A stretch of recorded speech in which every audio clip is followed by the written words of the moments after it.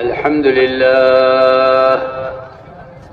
لله نحمده ونستعينه ونستغفره ونؤمن به ونتوكل عليه ونعوذ بالله من شرور أنفسنا ومن سيئات أعمالنا من يهد الله فلا مضل له ومن يضلله فلا هادي له ونشهد أن لا إله إلا الله وحده لا شريك له ونشهد أن سيدنا ونبينا ومولانا محمدا عبده ورسوله صلى الله تعالى عليه وعلى آله وصحبه وبارك وسلم تسليما كثيرا أما بعد فأعوذ بالله من الشيطان الرجيم بسم الله الرحمن الرحيم والذين جاهدوا فينا لنهدينهم سبلنا وإن الله لمع المحسنين وقال الله سبحانه وتعالى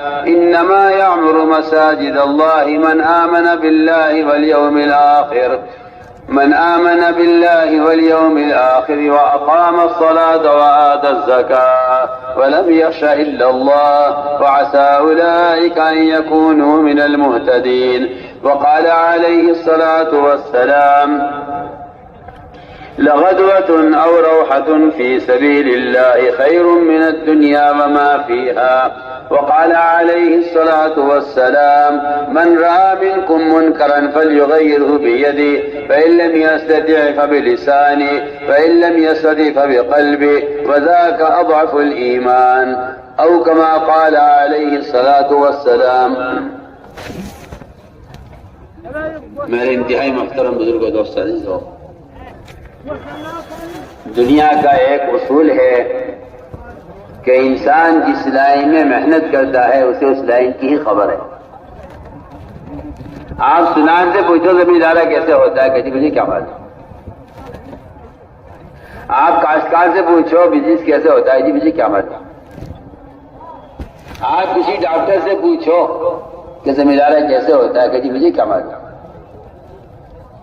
دنیا کا اصول ہے انسان جس لائن کی محنت کرتا ہے اسی لائن کی اس کو خبر بھی ہے، اسی لائن کا اس کو یقین بھی ہے. تاجر کہہ رہا ہے تجارت کر لو اس میں کامیابی ہے، زمیندار کہہ رہا ہے زمیندارہ کر لو میں اس میں کامیابی دیکھ رہا ہوں، حاکم کہہ رہا ہے سیاست میں آ جاؤ اس میں کامیابی اور عزت ہے. ہر انسان اپنی لائن کی محنت کی وجہ سے وہ اپنی لائن میں کامیابی کو عزت کو یقین نہیں کر رہا ہے اور دوسروں کو اس کی دعوت بھی دے رہا ہے. اب اسے اندازہ کر لو کہ اس حقیر دنیا کا اصول یہ ہے کہ جو انسان اسے محنت کرے گا اس سے کامیابی کا یقین ہوگا، تو اس سے اندازہ کر لو کہ پھر اللہ کے دین کی محنت کے بغیر دین سے کامیابی کا یقین حاصل ہو سکتا ہے. انسان جب دین کی محنت نہیں کرے گا تو دین سے کامیابی کا یقین کیسے پیدا ہو جائے گا. اس لیے سب سے پہلی بات یہ ہے، انبیاء کی بعثت کا مقصد سے یہ ہے کہ بندہ اپنے اللہ کو پہچانے، اور اس کو پہچاننا یہ ہے کہ اس پر ایمان لائے، اور ایمان لانا یہ ہے، میں کہتا ہوں آپ سے بہت بنیادی بات، ایک مسلمان کا کافر ایک کافر کا مسلمان ہو جانا اور ایک آدمی کو اسلام میں آ جانا یہ ایمان لانا نہیں ہے، یہ اسلام لانا ہے. سمجھنا میں کیا کہہ رہا ہوں؟ یہ اسلام لانا ہے کہ ایک غیر آدمی ایک غیر مسلم نے اسلام قبول کر لیا ہے، یہ اسلام لانا ہے. ایمان لانا اس کو نہیں کہتے. ایمان لانا اسے کہتے ہیں کہ مومن روزانہ اپنا وقت فارغ کرے اللہ پر ایمان لانے کے لیے. کہ ایمان لانے کسے کہتے ہیں؟ ایمان لانے صرف اس کو نہیں کہتے کہ آپ نے کلمہ لا الہ الا اللہ پڑھ لیا، نہیں. ایمان لانے اسے کہتے ہیں کہ بندہ اللہ تعالی کے احکام کو عملی طور پر پورا کرے. اللہ مجھ سے کیا چاہتے ہیں؟ اللہ کے فرائض کا ادا کرنا، اللہ کے حرام کی ہوئی چیز سے بچنا، اپنی ہر ضرورت کو سنت کے مطابق پورا کرنا، یہ سب ایمان کی علامتیں ہیں. اور یہی ایمان کیا اسی کو ایمان کہتے ہیں. میں کہتا ہوں اسی کو ایمان کہتے ہیں. مومن ہونا ایمان نہیں ہے، مطیع و فرما بردار ہونا ایمان ہے. حدیث میں فرمایا کہ مومن اللہ کی اطاعت میں نکیل پڑے ہوئے اونٹ کی طرح ہے. تو میرے دوستو عزیزو، جب ہر چیز کا حاصل کرنے کے لیے ایک عملی محنت ہے تو پھر سب سے بنیادی فریضہ ایمان، جس پر سارے فرائض کا مدار ہے، اس ایمان کا سیکھنا کتنا لازم اور ضروری ہوگا۔ سب سے بنیادی بات میں عرض کر رہا ہوں، اس کام کا بنیادی مقصد تھا اپنے ایمان میں کمال۔ ایمان کا کمال یہ ہے کہ بندہ اللہ تعالیٰ کے احکام کو پورا کرے۔ ایمان کا کمال یہ ہے کہ سر سے لے کر پیر تک مسلمان اپنے سر کے عمامے سے لے کر ٹخنے سے اونچا پاجامہ یا ٹخنے سے اونچی شلوار، یہاں تک مسلمان اپنے آپ کو مسلمان ظاہر کرے تو کہا جائے گا کہ یہ مومن ہے، کہا جائے گا یہ مومن ہے۔ عبادت سے لے کر تجارت تک، معاملات، معاشرے میں، دین کے تمام احکام میں، ہر ضرورت میں سنتوں کی پابندی کرنے والے کو مومن کہا جائے گا۔ ایک حدیث میں صاف فرمایا کہ تم میں وہ آدمی مومن ہے ہی نہیں۔ صاف بات ہے، قرآن نے بھی کہہ دیا، حدیث نے بھی کہہ دیا صاف، تم میں وہ آدمی مومن ہے ہی نہیں جس کی دنیا میں کوئی ایک چاہت نبی کی چاہت کے خلاف وہ مومن نہیں ہے۔ شکل کی چاہت، کپڑوں کی چاہت، شادی کی چاہت، کوئی چاہت تمہاری دنیا کی اگر نبی کی چاہت کے خلاف جا رہی ہے تو آپ مومن نہیں ہیں۔ پڑھیے، آپ حدیث پڑھیے۔ آپ تو دین سے جان چھڑانے کے لیے اور غیر مسلموں کے طریقوں کو اختیار کرنے کے لیے آپ تو یہ تعبیریں کرتے ہیں کہ یہ تو اس سے تو وہ ایمان مراد ہے، وہ والا ایمان مراد ہے، وہ والا ایمان مراد ہے، اس سے تو کامل ایمان مراد ہے۔ یہ سب بکواس ہے، یہ سب فضول کی باتیں ہیں، ورنہ حدیث میں صاف فرمایا کہ وہ آدمی مومن نہیں ہے جس کی ہر چاہت نبی کی چاہت کے تابع نہ ہو جائے، مومن نہیں ہے۔ آدمی اپنی شکل دیکھ لے، میرا چہرہ نبی کے چہرے کے مطابق ہے یا نہیں۔ آدمی اپنا لباس دیکھ لے، تیرا لباس نبی کے لباس کے مطابق ہے تو تو مومن ہے، اور اگر تیرا لباس نبی کے لباس کے مطابق نہیں ہے تو حدیث کہہ دے کہ تو مومن نہیں۔ ہماری تو یہ بنیادی غلطی ہے کہ ہم نے ایمان کو صرف فرائض کے ادا کرنے تک سمجھا ہوا ہے، یہ ہماری بنیادی غلطی ہے۔ مومن اسے کہتے ہیں جو سر سے لے کر پیر تک سنتوں سے اتنا بھرا ہوا ہو اور ایسا مزین ہو کہ اس کی شکل سے دیکھ کر کہا جائے یہ مومن ہے۔ آپ پولیس والے دیکھے کہتے پولیس والا ہے کیوں؟ اس کے پولیس والے کے کیا پیشانی پر لکھا ہوا ہے پولیس والا؟ نہیں، آپ دور سے اس کی وردی دیکھ کر کہتے ہیں پولیس والا ہے۔ میں کہتا ہوں کہ دنیا میں مسلمان ہر شعبے کے اعتبار سے اپنی علامت رکھتا ہے، لیکن مسلمان ہونے کی علامتوں کو ضائع کر چکا ہے۔ ہم پہلی بات عرض کر رہے کہ ہمیں ایمان چاہیے۔ یہ ایمان کیسے حاصل ہوگا؟ یہ ایمان کیسے حاصل ہوگا؟ اس ایمان کی تکمیل کے لیے گشت ہے، اس ایمان کی تکمیل کے لیے دعوت ہے۔ قرآن نے صاف کہہ دیا ہے کہ دوسروں کو نیکی پر آمادہ کرنا اور دوسروں کو برائی سے بچانے کی کوشش کرنا، بس یہ ایک واحد ذریعہ ایمان کی تکمیل کا ہے۔ آپ چاہے جتنے بھی دیندار ہوں، آپ جتنے تہجد گزار ہوں، آپ جتنے چاہے وظیفے پڑھتے ہوں، آپ جتنی چاہے نیک اعمال کرتے ہوں، مگر یہ بات پورا مجمع اچھی طرح سن لے کان کھول کر کہ دوسروں کو بھلائی پر آمادہ کرنے کی کوشش کیے بغیر اور دوسروں کو منکر سے بچانے کی کوشش کیے بغیر کوئی آدمی ایمان کے کمال تک نہیں پہنچ سکتا۔ یہ بالکل قرآن حدیث میں صاف کر دیا گیا ہے، علماء نے صاف لکھا ہے۔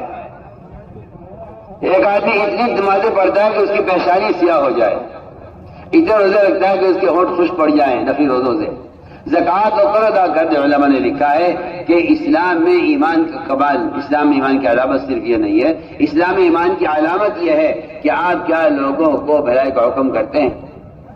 ہم تو آپ سے کھل کر کہتے ہیں، سب سے تبلیغ میں گشت کا موضوع اور تبلیغ میں یہ ملاقاتیں اور ایک کے پاس چل کر جانا اور اس کا ہاتھ پکڑ کر اس کو اس کے منکر کے ماحول سے نکال کر آپ شراب کے اڈے سے اٹھا کر مسجد میں لے آئیں۔ آپ کسی کو شراب کے اڈے سے اٹھا کر اسے مسجد میں لے آئیں، اس کو کہتے ہیں نہی المنکر، کہ آپ نے اس کو منکر سے روکا ہے۔ آپ پمفلیٹ چھاپ کے تقسیم کرا دو کہ شراب پینا حرام ہے، یہ کوئی دعوت نہیں، یہ کوئی دعوت نہیں ہے۔ آپ پمفلیٹ چھاپ کے تقسیم کرا دو اور بازاروں میں جگہ جگہ دکانوں پہ چپکا دو کہ سود کھانا حرام ہے، تاکہ بازار والے سود سے بچ جائیں۔ میں آپ کو ایک اچھی مثال دیتا ہوں، میری بات ہو جی سننا، وہ میں آپ کو اچھی مثال دیتا ہوں۔ ایک شخص ہے، بازار میں اس کی دکان ہے چینی کی، شکر کی،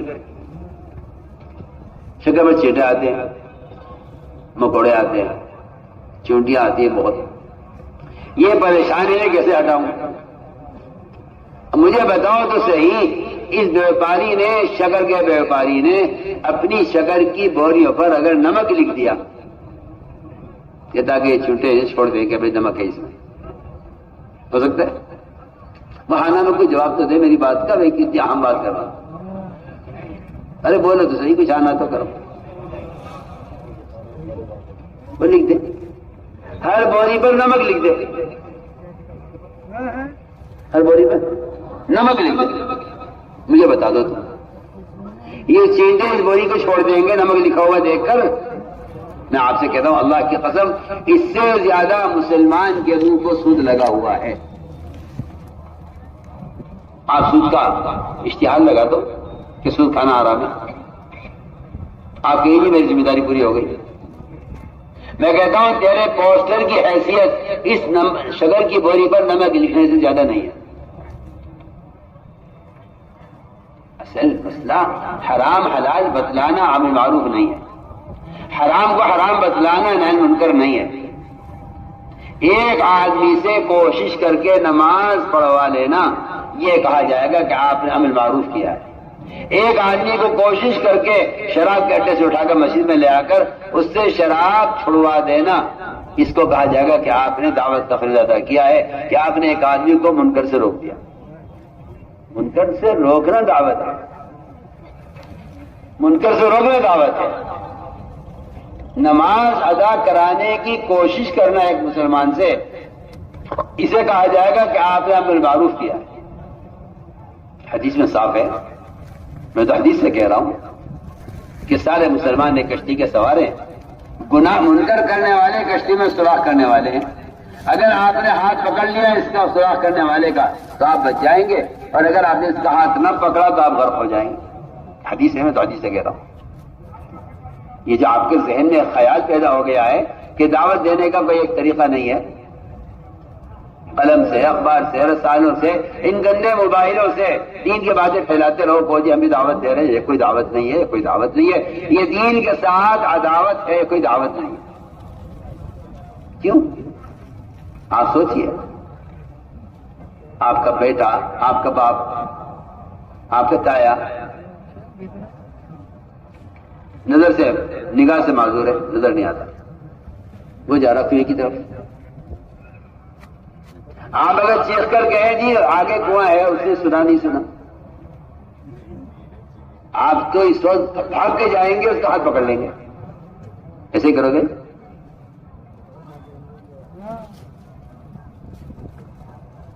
یا آپ کہہ دو گے تو آگے کنویں کے منڈے پہ پاس بورڈ لگا ہوا ہے کہ آپ کنواں ہے، ادھر نہ ادھر بتاؤ، اس نے دیکھا ہی نہیں، یہ نابینا ہے، یہ خیال نہیں کیا اس طرف، آپ دوڑ کر اس کا ہاتھ پکڑیں گے، یہ کوئی میں گر جائے۔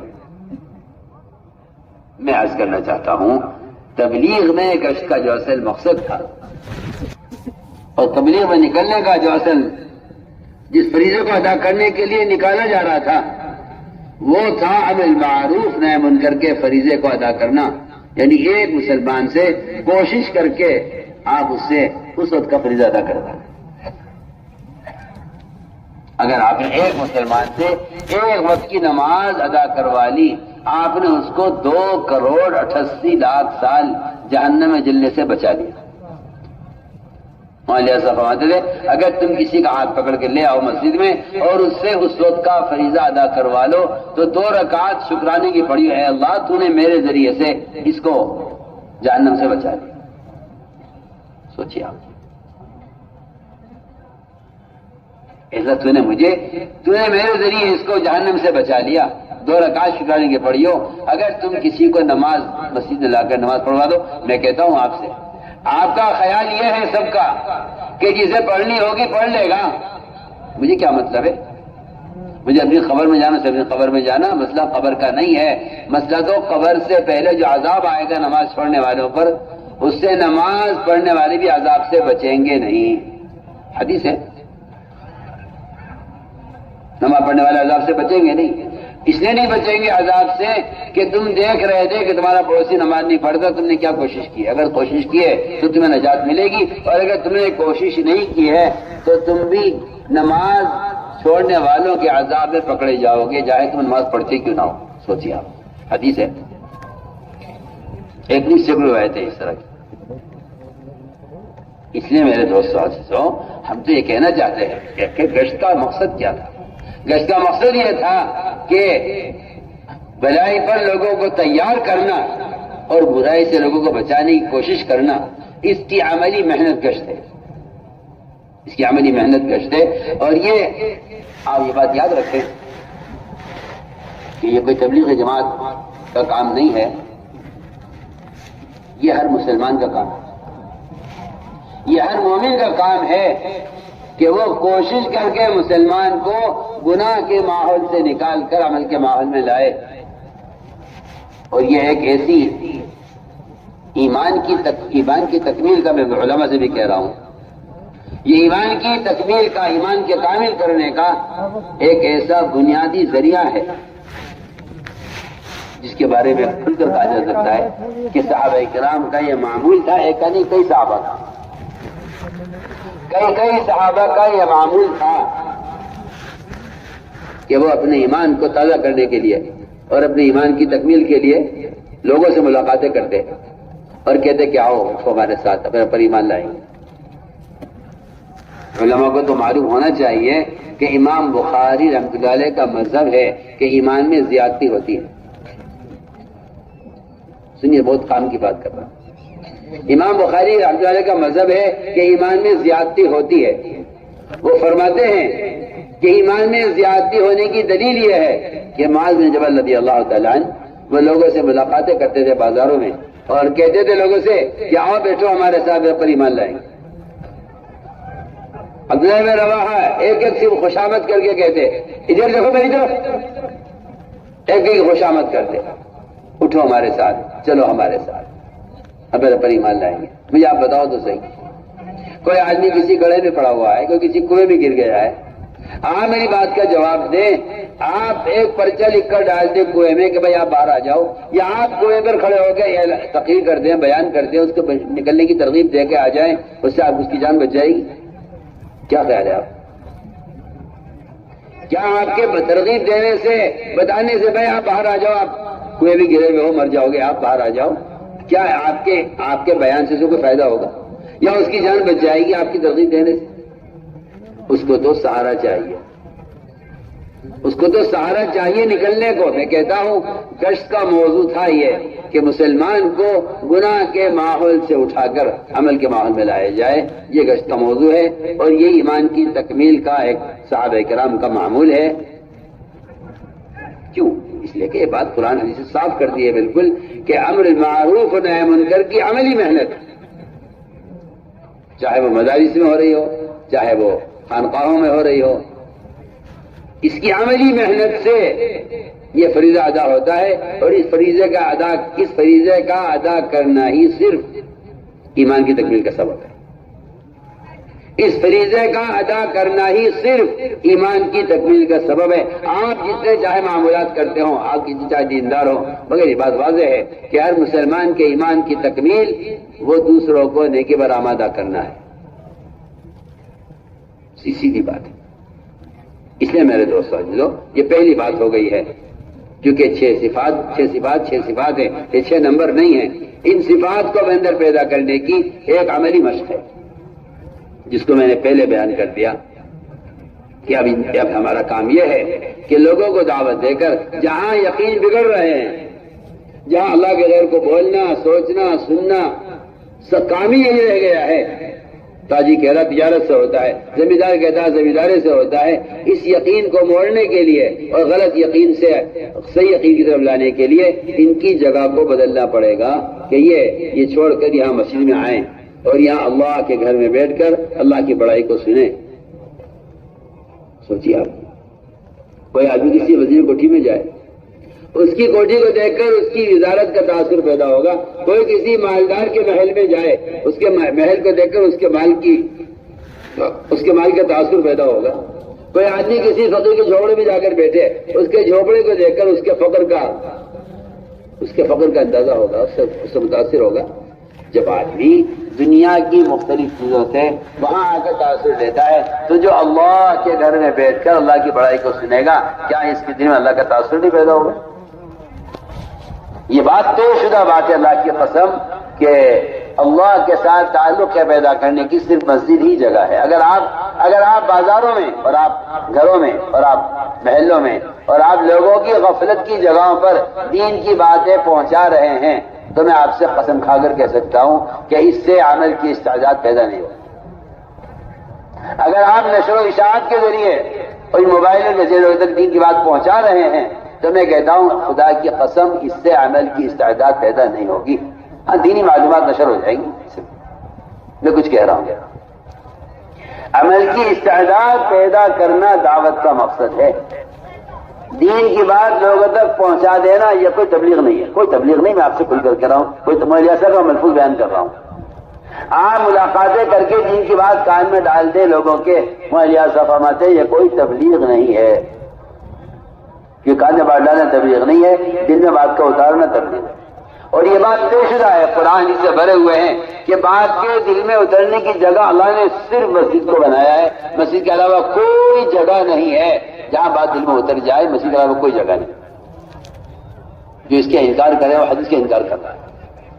جو اس کا انکار کر رہا ہے وہ محمد صلی اللہ علیہ وسلم کے طریقے تربیت کا انکار کر رہا ہے. میں آپ سے کھل کر بات کر رہا ہوں. آپ پڑھیے حدیث. قرآن کی آیت ہے حدیث کے ساتھ. آپ نے فرمایا کہ سارے ایمان والے مسیح کی آباد کرنے والے ہیں. اس حدیث کی آیت کے ساتھ حدیث کو بیان کیا آپ صلی اللہ علیہ وسلم نے فرمایا جس کو تم مسجد میں کثرت سے آتے جاتے دیکھو اس کے مومن ہونے کی گواہی دے دو کہ ہاں یہ مومن. انصاف کرو. تو میں نے عرض کیا کہ اصل تربیت مقصود ہے. اصل تربیت مقصود ہے. گشت کا موضوع دین کی بات پہنچانا نہیں ہے. گشت کا موضوع ہے مسجد کے ماحول میں کسی طرح مسلمان کو پہنچانا. گشت کا موضوع ہے.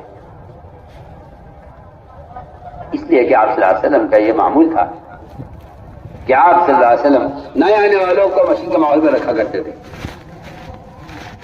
نئے آنے والوں کو مسجد کے ماحول میں رکھتے تھے. وقت ثقیف آیا تو انہوں نے کہا جی ہم اسلام قبول کریں گے لیکن نماز نہیں پڑھیں گے. نماز نہیں پڑھیں گے، روزہ نہیں رکھیں گے، زکوٰۃ نہیں دیں گے، جہاد نہیں کریں گے، اپنے بتوں کو نہیں توڑیں گے.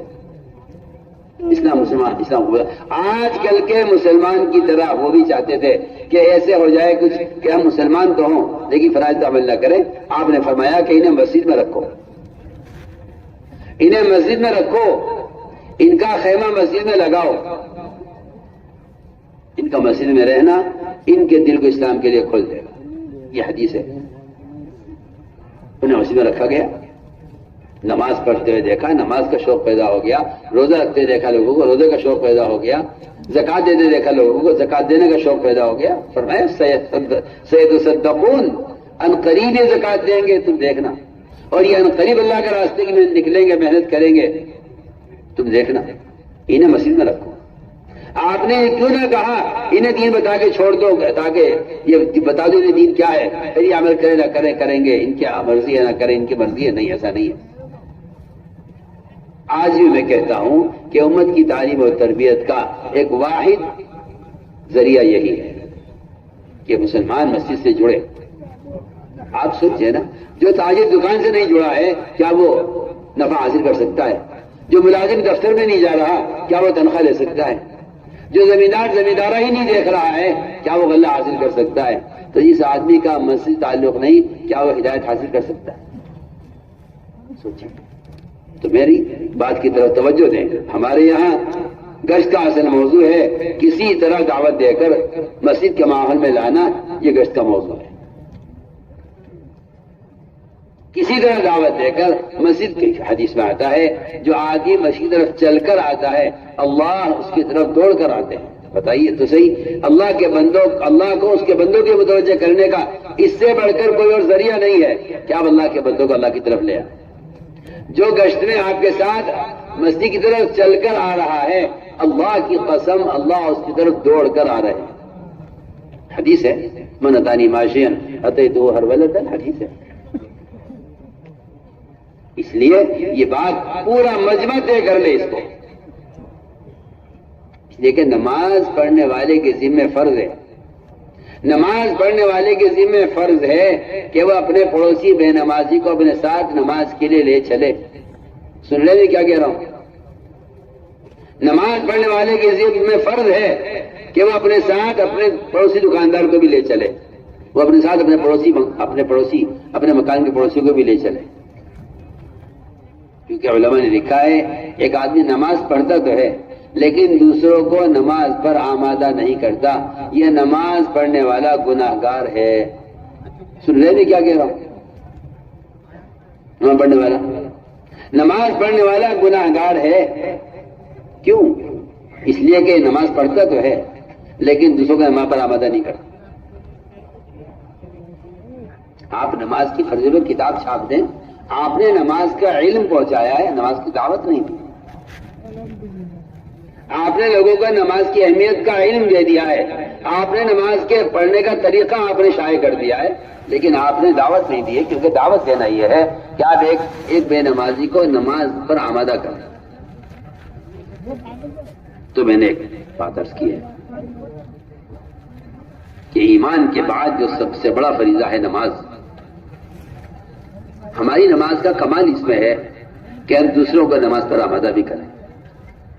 اپنی ذات سے اپنی نماز پر ہمیں 3 اعتبار سے محنت کرنی ہے.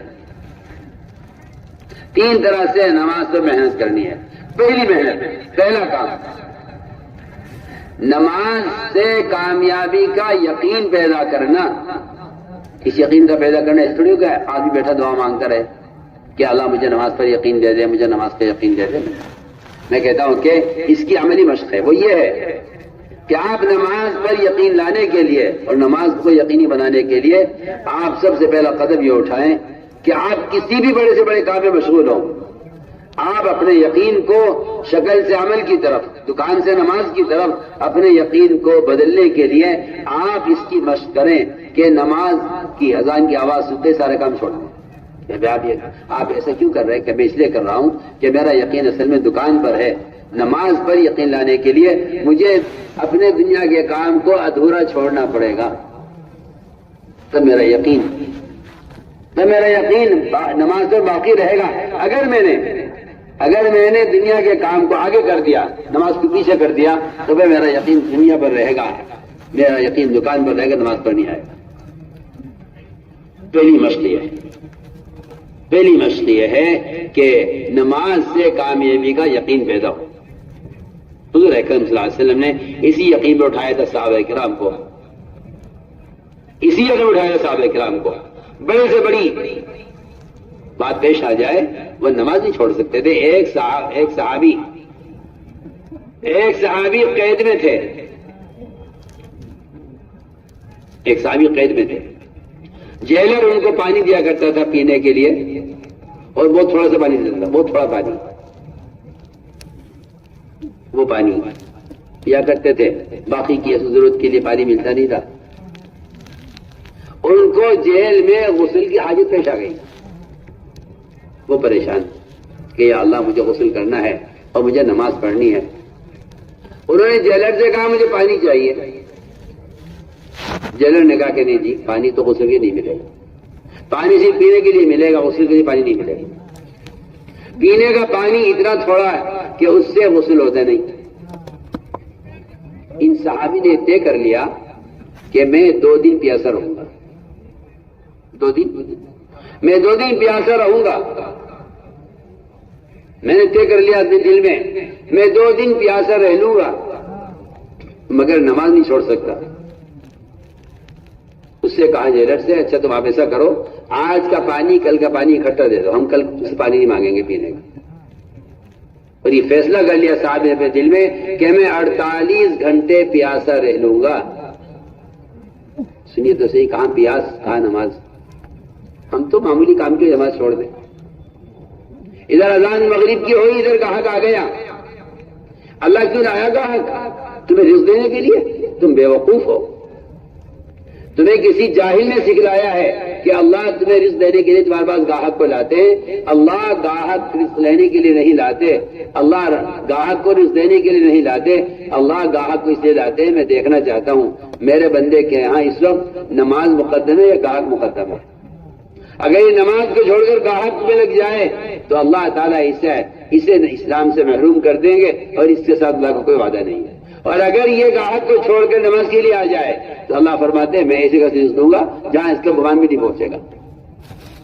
تو میں نے عرض کیا کہ ادھر نماز, ادھر دکان, ادھر گاہک آ گیا نماز کے وقت. آپ اس گاہک کو چھوڑ کر نماز کے لیے آ جائیں. یہ تو معمولی سی دکان کے لیے معمولی کام کے لیے نماز چھوڑ دے گا. اور ایک اور مرض پیدا ہوا ہے مسلمانوں میں کہ بھائی جماعت سے نماز پڑھنا کوئی فرض تو ہے نہیں, پڑھ لیں گے بعد میں, ابھی تو یہ کام ہو رہا ہے. نماز کے وقت گاہک آ گیا, مسجد میں اذان ہوئی, آپ مسجد کی طرف جانے کو تھے, اچانک گاہک آ گیا. آپ کی دکان پہ کسٹمر آ گیا, آپ نماز کے لیے جاتے جاتے رک گئے. اللہ مجھے معاف فرمائے, کوئی جاہل ہوگا جو آپ سے یہ کہے گا کہ بھائی دیکھو ایسا ہے کہ سود کا کام بہت ضروری ہے, اور رہا جماعت کی نماز, جماعت سے نماز پڑھنا کوئی تو فرض تو ہے نہیں, سنت ہے, اور اس وقت یہ تم کام کر لو بعد میں نماز پڑھ لیں. سنیے آپ, مولانا یوسف صاحب جی بات فرماتے, مولانا صاحب فرماتے تھے کہ یہ اذان تمہیں نماز کا ٹائم بتانے کے لیے نہیں ہو رہی ہے. اذان نماز کا ٹائم بتانے کے لیے نہیں ہے, کیونکہ نماز کے ٹائم تو بہت پہلے بتا دیے گئے تھے جب نماز دی گئی تھی ہجرت سے پہلے. اذان نماز کا ٹائم بتانے کے لیے نہیں ہے. اذان تو عدالت کا سمن ہے. اذان کیا ہے؟ بولو کیا سن رہے تم, کیا کہہ رہا؟ اذان کیا ہے؟ اذان عدالت کا سمن ہے. اگر تم سمن پر نہ آئے تو تمہیں ویسے گرفتار کر لیا جائے گا. اذان کوئی اعلان ہے نماز کا. اذان کوئی تمہیں ٹائم بتانے کے لیے ہو رہی ہے. اذان اللہ کی طرف سے پکار ہے. اللہ نے آپ کو اپنے گھر میں بلایا ہے. حی علی الصلاۃ حی علی الفلاح کا جو اعلان ہو رہا ہے وہ آپ کو مسجد میں آپ کو بلایا ہے.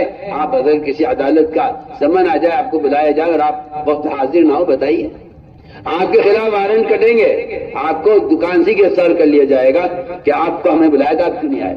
سوچیے آپ یہ کہہ رہے کہ ابھی تو اذان ہوئی ہے. لوگ مسجد کی نماز ذرا سی بہانے سے چھوڑ دیتے ہیں. پوچھا کہ عبداللہ بن مسعود رضی اللہ تعالیٰ عنہ سے کہ ایک آدمی نماز تو پڑھتا ہے پابندی سے لیکن مسجد میں نہیں آتا, کوئی عذر بھی نہیں ہے, اتنا شدید بیمار نہیں ہے کہ اس کو اٹھا کے لایا نہ جا سکے, اس کو اٹھا کر بھی نہ لایا جا سکے, اور ایسا کوئی عذر بھی نہیں ہے اس کو, مگر وہ نماز تو پابندی سے پڑھتا ہے مگر مسجد میں نہیں آتا, کیونکہ لوگ کہتے ہیں مسجد میں پڑھنا سنت ہے. آپ غور کیجئے, فرمایا کہ وہ آدمی جہنمی ہے جو نماز تو پابندی سے پڑھتا مگر مسجد نہیں آتا. ایک صاحب مجھ سے کہنے لگے جی ہماری مسجد ہمارے گھر سے 5 کلومیٹر دور ہے, تو کیا کروں, میں گھر میں پڑھ لیا کروں. میں نے کہا کیوں, نبی کے بددعا میں کیوں آ رہے تم؟ کیا بددعا؟ اللہ کے نبی کی بددعا ہے, ان گھروں کی تباہی کی بددعا ہے جو مسجد کے ہوتے ہوئے نماز گھر میں پڑھنے. فرمایا کہ میرا دل چاہتا ہے آگ لگا دیں ان کے گھروں کو, جو مسجد نہیں آتے نماز گھر میں پڑھ لیتے ہیں. تو مجھ سے وہ صاحب کہنے لگے کہ جی میرا گھر دور ہے. میں نے کہا کتنا دور ہے؟ کہ جی میرا گھر مسجد سے 5 کلومیٹر پہ ہے. تو میں نے پوچھا کیا کرتے ہو؟ کہنے گے جی میں ملازم ہوں. کہنے لگے ملازم ہوں میں نے کہا کہاں ہے تمہارا دفتر گھر سے؟ کہ جی 15 کلومیٹر پہ. آپ سوچیے، آپ 5 کلومیٹر کے فاصلے پر مسجد ہے، وہاں تو آپ جا نہیں سکتے. 15 کلومیٹر پر آپ کا دفتر ہے، وہاں آپ صبح شام جاتے ہیں. اس نے کہا جی ایک اور بھی دفتر ہے، وہیں بیٹھنا ہوتا ہے، پھر وہاں سے وہاں جاتا ہوں. سوچیے آپ، سوچیے. سوال نماز کے لیے تو ہے کہ جی میں نے کہا تم دفتر ہے نہیں کیوں نہیں کر لیتے، کیوں جاتے ہو 15 کلومیٹر دور؟ کہ نہیں جی یہ تو ہو ہی نہیں سکتا کہ میں دفتر نہ جاؤں. نماز کے لیے مسجد میں آنے کا مسئلہ کو معلوم کر رہا ہے کہ میں نماز گھر میں پڑھ لوں کیونکہ مسجد دور ہے. آپ کا دفتر آپ کی مسجد سے 3 گنا زیادہ دور ہے. آپ کا دفتر آپ کے گھر سے 3 گنا زیادہ دور ہے مسجد کے مقابلے میں. تو میں نے عرض کیا میرے دوستوں عزیزوں، بات اصل یہ ہے کہ اذان تو اللہ نے آپ کو بلایا ہے مسجد میں، اللہ نے آپ کو بلایا ہے. اگر آپ آ جائیں تو پھر آپ کے لیے سارے وعدے ہیں، اور اگر آپ اس بلانے پر نہ آئے تو پھر آپ کے وارنٹ کٹیں گے. آپ جانتے ہیں سمن پہ نہ جانے کے والے کے لیے کیا مصیبتیں کھڑی ہو جاتی ہیں. میرے دوست ہمارے گشت کا موضوع پہلا میں نے عرض کر دیا کہ ایمان کی تکمیل گشت کا موضوع ہے. دوسری بات عرض کر رہا ہوں کہ نماز کے لیے گشت ہے، نماز کے لیے گشت ہے. بلال رضی اللہ تعالیٰ عنہ ایک ایک گھر پر جا کر نماز نماز نماز کہہ کے لوگوں کو مسجد میں لے کر آتے. اس زمانے میں جبکہ منافق کی مجال جماعت کی نماز چھوڑنے کی نہیں تھی، اس زمانے میں بھی بلال رضی اللہ تعالیٰ عنہ صحابہ پر گشت کر کے ان کو نماز کے لیے جمع کرتے تھے. آج جبکہ مسلمانوں کی اکثریت نماز چھوڑے ہوئے، تو میں نے عرض کیا پہلی مشق نماز پر یہ ہے کہ نماز پر یقین آئے. دوسری مشق یہ ہے نماز پر کہ نماز کا ظاہر ٹھیک کرو. کیوں بھائی؟ نماز کا ظاہر ٹھیک کرنے کے لیے جماعت میں کرنا کیا ضروری ہے؟ بازار میں کتاب ملتی ہے نماز کا طریقہ، بازار میں کتاب ملتی ہے نماز کا طریقہ، وہ لے لوں گا سیکھ لوں گا اس سے. اس کے لیے جماعت میں کرنا کیا ضروری ہے؟ میں آپ کو بہت کام کی بات آپ سے کہہ رہا ہوں. سوال اس کا نہیں ہے کہ آپ کو نماز پڑھنی آتی نہیں پڑھنی آتی. سوال اس کا ہے کہ جن کو نماز پڑھنی آتی ہے وہ نماز کو بگاڑ رہے ہیں، کیونکہ اپنے مقام پر رہتے رہتے دنیا کی مشغولی کی وجہ سے نہ تہجد کا مزاج رہا، نہ اوابین کی عادت رہی، نہ اشراق کی عادت رہی، نہ چاشت پڑھنے کا شوق رہا. جماعت میں نکلنا اس لیے ہے کہ کچھ وقت کے لیے سارے کاروبار چھوڑ کر، سارے کاموں کو چھوڑ کر میں کچھ وقت عمل کے ماحول میں رہوں تاکہ میری نماز میں کمال پیدا ہو. سنیے آپ، عمر رضی اللہ تعالیٰ عنہ صحابہ کو اللہ کے راستے میں نکالا کرتے تھے یہ کہہ کر کہ میں تمہیں اس لیے بھیج رہا ہوں اللہ کے راستے میں تاکہ تمہاری نماز میں کمال پیدا ہو جائے. یہ عمر رضی اللہ عنہ زمانے میں جن صحابہ نے آپ سے نماز پڑھی ہوگی ان کی نماز ہم سے کتنی اچھی ہوگی. عمر رضی اللہ عنہ یہ کہہ کر نکالے ان کو جماعت میں کہ تاکہ تمہاری نماز میں کمال پیدا ہو جائے، یہ کہہ کر عمر رضی اللہ تعالیٰ عنہ انہیں جماعت میں نکالا کرتا. کیا بات ہے؟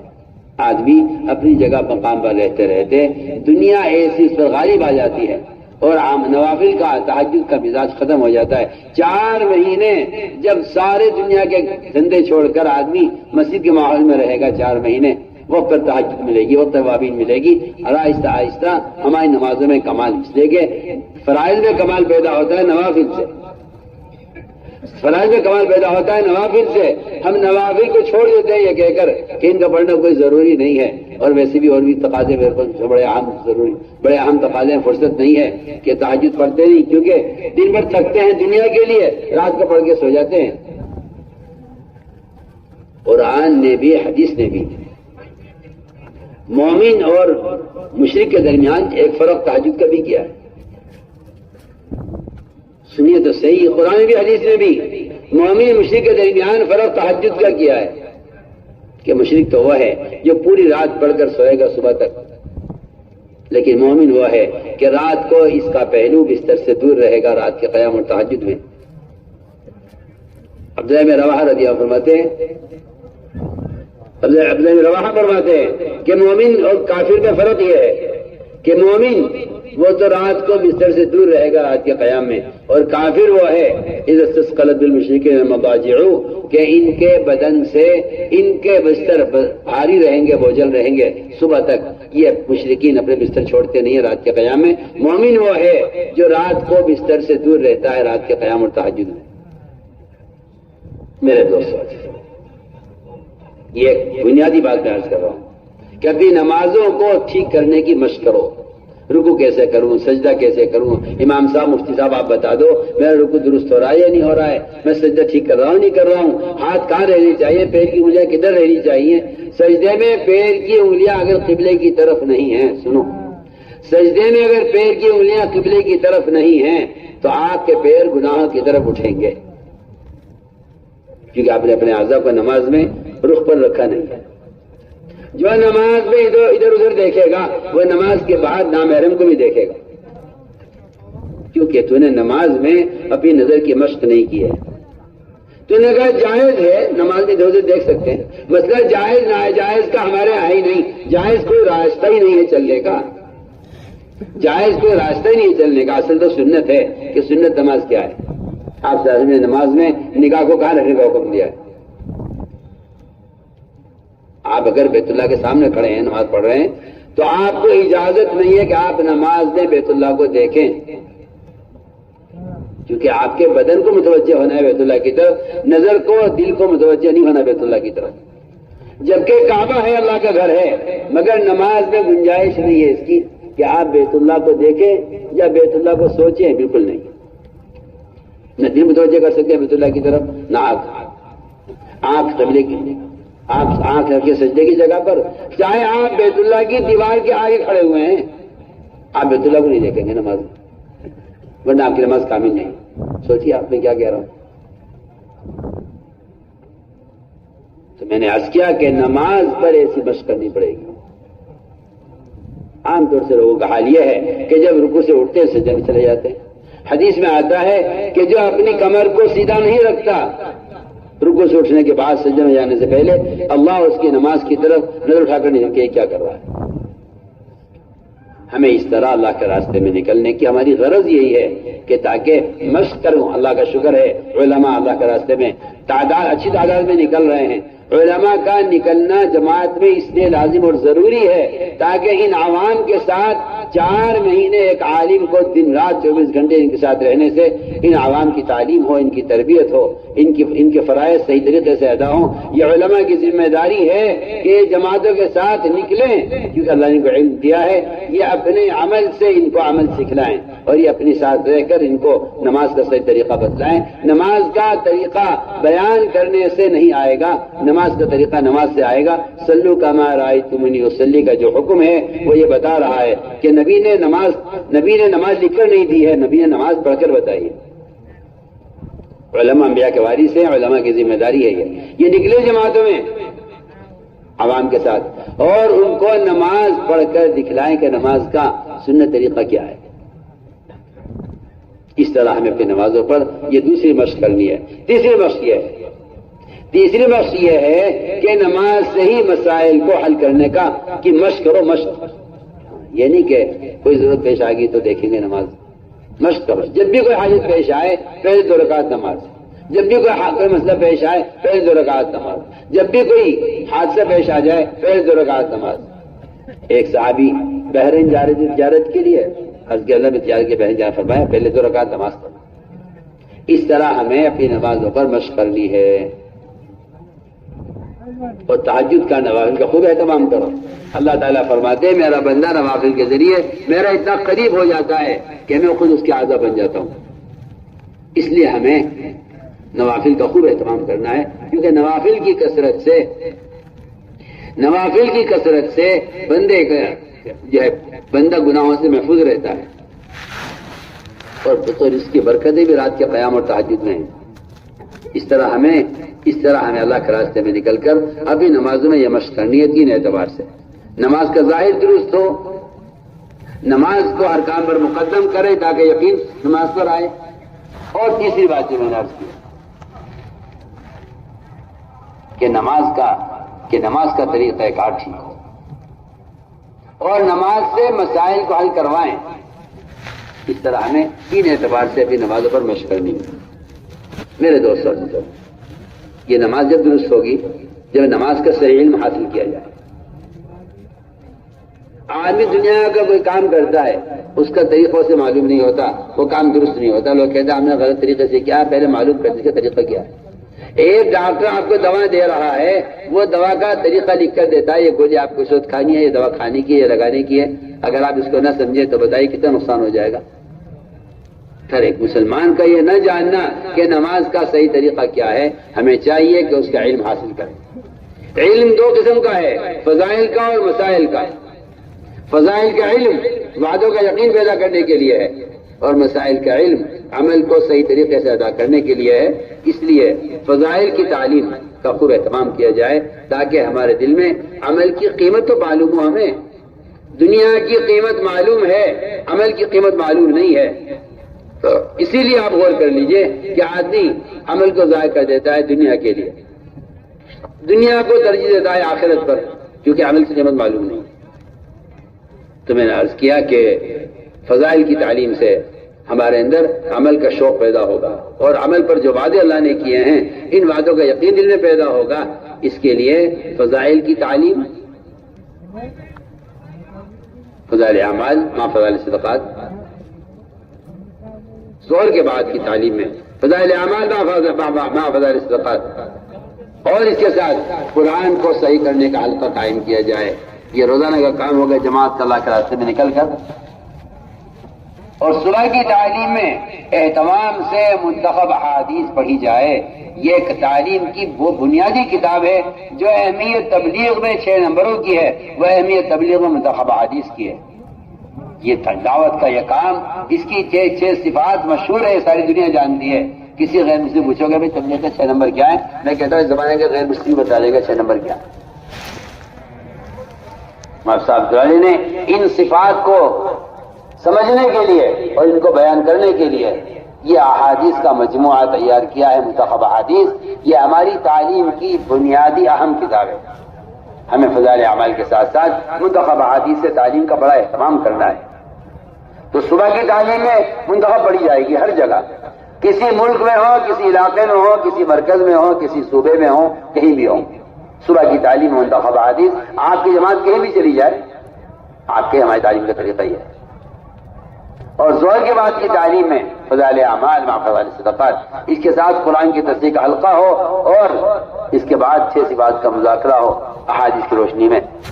یہ 3 کام ہمیں اللہ کے راستے میں نکل کر ظہر کی تعلیم میں کرنے ہیں. صبح کی تعلیم اور تعلیم کے ساتھ ایک بنیادی عمل یہ ہے کہ تعلیم کا طریقہ کیا ہو. تعلیم کا طریقہ اور سنت طریقہ ہے. حضور اکرم صلی اللہ علیہ وسلم کا معمول تھا جب آپ کوئی اہم بات فرماتے تھے اس کو 3 مرتبہ دہراتے تھے. کیوں 3 مرتبہ دہراتے؟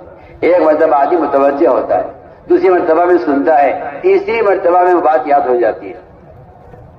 3 مرتبہ آپ حدیث کو دہرایا کرتے تھے تاکہ آپ کی بات کو اچھی طرح سمجھ لیا جائے. ہمارے تعلیم کرانے والے اس کا خیال کریں کہ جب وہ حدیث پڑھیں تو عربی عبارت علماء ہیں تو پڑھیں، عوام کو عربی عبارت نہیں پڑھنی چاہیے، وہ اس کے الفاظ صحیح ادا نہیں کر پاتے. اگر وہ عالم ہے تو اس کو چاہیے کہ وہ عربی عبارت 1 مرتبہ پڑھے اور ترجمہ حدیث کا 3 مرتبہ ٹھہر کر سمجھا کر اپنی طرف سے تعلیم میں بات نہ کی جائے. تعلیم میں اپنی بات کرنا، یہ اللہ کے نبی کے بات پر اپنی بات کو مقدم کرنا ہے. بیان کے وقت بیان ہو، تعلیم کے وقت صرف تعلیم ہو.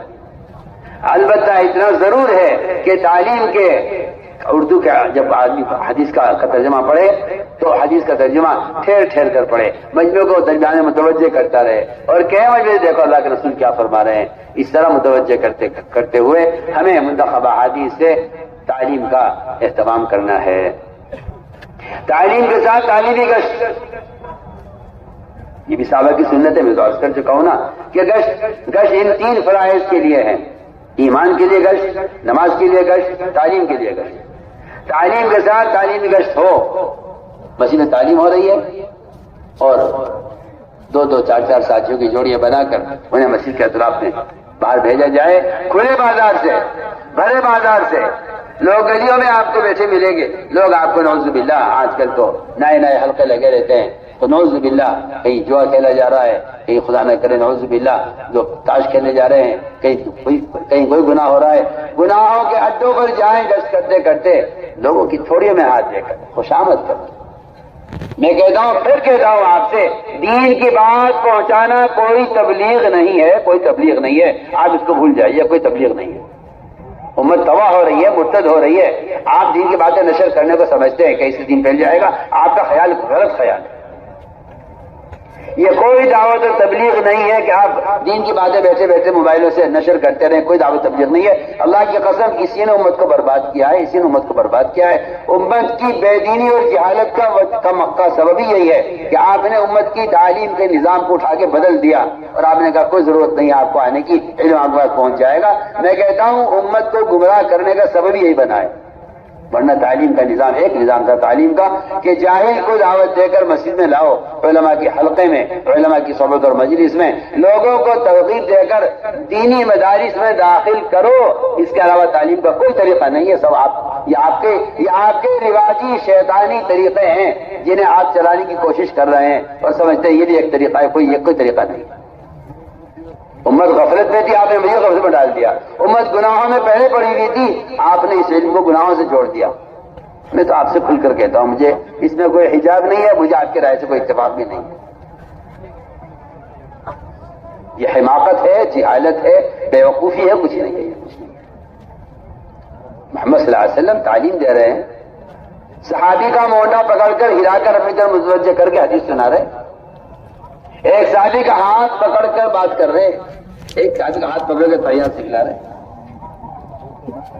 معاذ جبل سے 3 مرتبہ مجھے تم سے محبت ہے، تم سے محبت ہے، مجھے تم سے محبت ہے، بار بار کہہ کر پھر بتا رہے کہ نماز کے بعد یہ دعا پڑھ لیا کرو۔ آپ سوچیے، آپ وہ صحابہ جو آپ کی بات کو سنتے کے درمیان رویا کرتے تھے، ان کو پکڑ کر آپ بات کر رہے، اور یہ غفلت کا زمانہ 15 سال کے بعد آپ ان گندے موبائلوں سے دین کی باتیں نشر کر کے سمجھ رہے کہ لوگوں تک دین کی بات پہنچ رہی ہے۔ میں تو آپ کی اس رائے سے حیران پریشان ہوں کہ آپ نے کیا سوچا ہے، کیا نظام بنایا ہے، سوچیے آپ۔ اور آپ مسلم ہیں اس پر کہ جی کوئی حرج نہیں ہے، کوئی حرج نہیں ہے۔ حرج تو جب ہوتا ہے جب آپ کو سنت کے تربیت کے مصنون طریقے آپ کو معلوم ہوتے، تب آپ کو حرج معلوم ہوتا۔ آپ کو تو یہ شیطانی ایک آلہ مل گیا ہے دین کو پھیلانے کے لیے۔ میں کہتا ہوں جتنی سہولت ہے آج اتنی زیادہ جہالت ہے، جتنی سہولتیں اتنا زیادہ ارتداد امت میں ہے، کیونکہ نہ علماء کی صحبت ہے، نہ فرشتوں کے پروں کی تاثیر ہے، نہ مسجد کا ماحول ہے، نہ اللہ تعالیٰ کی طرف سے سکینہ نازل ہونے کا کوئی ماحول ہے، کچھ بھی نہیں۔ ایک شیطانی راستہ چل گیا ہے دین کی باتوں کو نشر کرنے کا، اس میں لگے ہوئے ہیں۔ ہم اس لحاظ کریں کہ تعلیم کا مقصد تھا لوگوں کو دعوت دے کر تعلیم حلقے میں جوڑنا۔ تعلیمی گشت امام المحدثین کی سنت ہے، ابو ہریرہ رضی اللہ تعالیٰ عنہ کی۔ مسجد میں تعلیم ہو رہی ہے، ابو ہریرہ بازار میں لوگوں کو اٹھا کر مسجد میں بھیج رہے، چلو تعلیم ہو رہی ہے مسجد میں، یہاں کیا کر رہے ہیں؟ دیکھیے آپ پڑھیے، یہ تھوڑی کہہ دیا کہ بھائی بتا دیں تعلیم فلاں وقت ہوتی ہے، آنا، ہاں جی آئیں گے، بس ہو گئی ہماری ذمہ داری پوری کہ وہ آئی آنا ہے۔ تعلیم میں اٹھا کر لانا لوگوں کو، جو دیکھ کر واپس لے دوبارہ بھیجنا۔ پڑھیے نا حدیث، ابو ہریرہ کا واقعہ پڑھیے آپ۔ وہ بازار سے لوگوں کو مسجد میں بھیج کر انتظار کیا انہوں نے، لوگ واپس چلے گئے مسجد میں جھانک کر کہ یہاں تو میراث تقسیم نہیں ہو رہی ہے، انہوں نے دوبارہ بھیجا کہ جاؤ مسجد میں تعلیم ہو رہی ہے، وہ اللہ کے نبی کی میراث ہے۔ پورا واقعہ ہے۔ تو میں نے عرض کیا کہ اس طرح فضائل کی تعلیم، دوسری مسائل کی تعلیم۔ تبلیغ میں ایک بات یہ چل پڑی، سننا میں کچھ کہہ رہا ہوں، علماء سے بھی کہہ رہا ہوں، عوام سے بھی کہہ رہا ہوں، تبلیغ میں بات یہ چل پڑی کہ بھائی تبلیغ میں مسائل کا کوئی ذکر نہیں ہے، یہاں تو صرف فضائل ہے۔ میں کہتا ہوں بالکل غلط سوچ، آپ صرف فضائل کی تعلیم کر لیں، آپ مسائل کی طرف متوجہ نہ ہوں تو میں سمجھتا ہوں کہ لوگ شوق سے عمل کریں گے مگر عمل برباد ہوگا، ضائع ہوگا، کیونکہ انہوں نے عمل جہالت کے ساتھ کیا ہے۔ ہمارے یہاں جو اہمیت فضائل کی وہ اہمیت مسائل کی ہے۔ تبلیغ میں مسائل کی تعلیم کا وہ درجہ ہے جو نماز کا درجہ ہے، جو نماز کا درجہ ہے مسائل کا درجہ ہے۔ اس لیے علماء سے بڑی تاکید کے ساتھ یہ درخواست ہے کہ علماء مسجدوں کو وقت دیں، مدرسوں کو دیتے ہیں وہ دیتے ہیں، ٹھیک ہے، ہم اس سے انکار نہیں ہے۔ مدرسے کو علماء وقت دیتے ہیں، اس سے مدرسے کے طلبہ تک علم پہنچے گا، حالانکہ علماء کے علم میں ساری امت کا حصہ ہے۔ اگر علماء مسجد کو وقت نہیں دیں گے تو یہ جو عوام لا تعداد سیلاب بہ رہا ہے ایک جہنم کی طرف، جس کو کوئی پرسان حال نہیں ہے۔ اللہ فضل کے رحمت کرے مولانا ابرالحق صاحب ہردوئی رحمۃ اللہ علیہ کو وہ 1 منٹ کا مدرسہ جو چاہتے تھے مسجد میں، ان کی چاہت یہ تھی کہ مسائل عوام کو مسجد سے سکھلائے جائے۔ مدارس علماء کے بننے کی جگہ ہے، مساجد علماء کے عوام کو کی تعلیم کی جگہ، ان کی تربیت کرنے کی جگہ ہے۔ یہ ڈاکٹر بنتے ہیں بڑے بڑے جو ہے کالجوں میں اور یونیورسٹیوں میں، اور وہاں سے فارغ ہو کر پھر یہ محلوں میں کلینک کھولتے ہیں، وہاں مریضوں کو دیکھتے ہیں۔ میں ایک بہت اچھی مثال آپ کو دے رہا ہوں۔ یہ علماء، ان کے لیے مساجد کلینک کی طرح ہیں، ان کے لیے مساجد عوام کی علاج اور عوام کی تربیت اور تعلیم کے لیے ہیں۔ اس طریقہ قول فرمایا رضی اللہ تعالیٰ عنہ، حضرت علی فرماتے تھے تم میں اگر شرافت انسانیت ہے تو اس شرافت انسانیت کا تقاضا یہ ہے کہ ہر مسجد میں علماء کی ایک جماعت تیار کی جائے جو وہاں کے عوام کو خود دین سکھلائے۔ یہ ہر طریقہ قول میں عرض کر رہا ہوں۔ اس لیے علماء کو چاہیے مسجد کو وقت دیں۔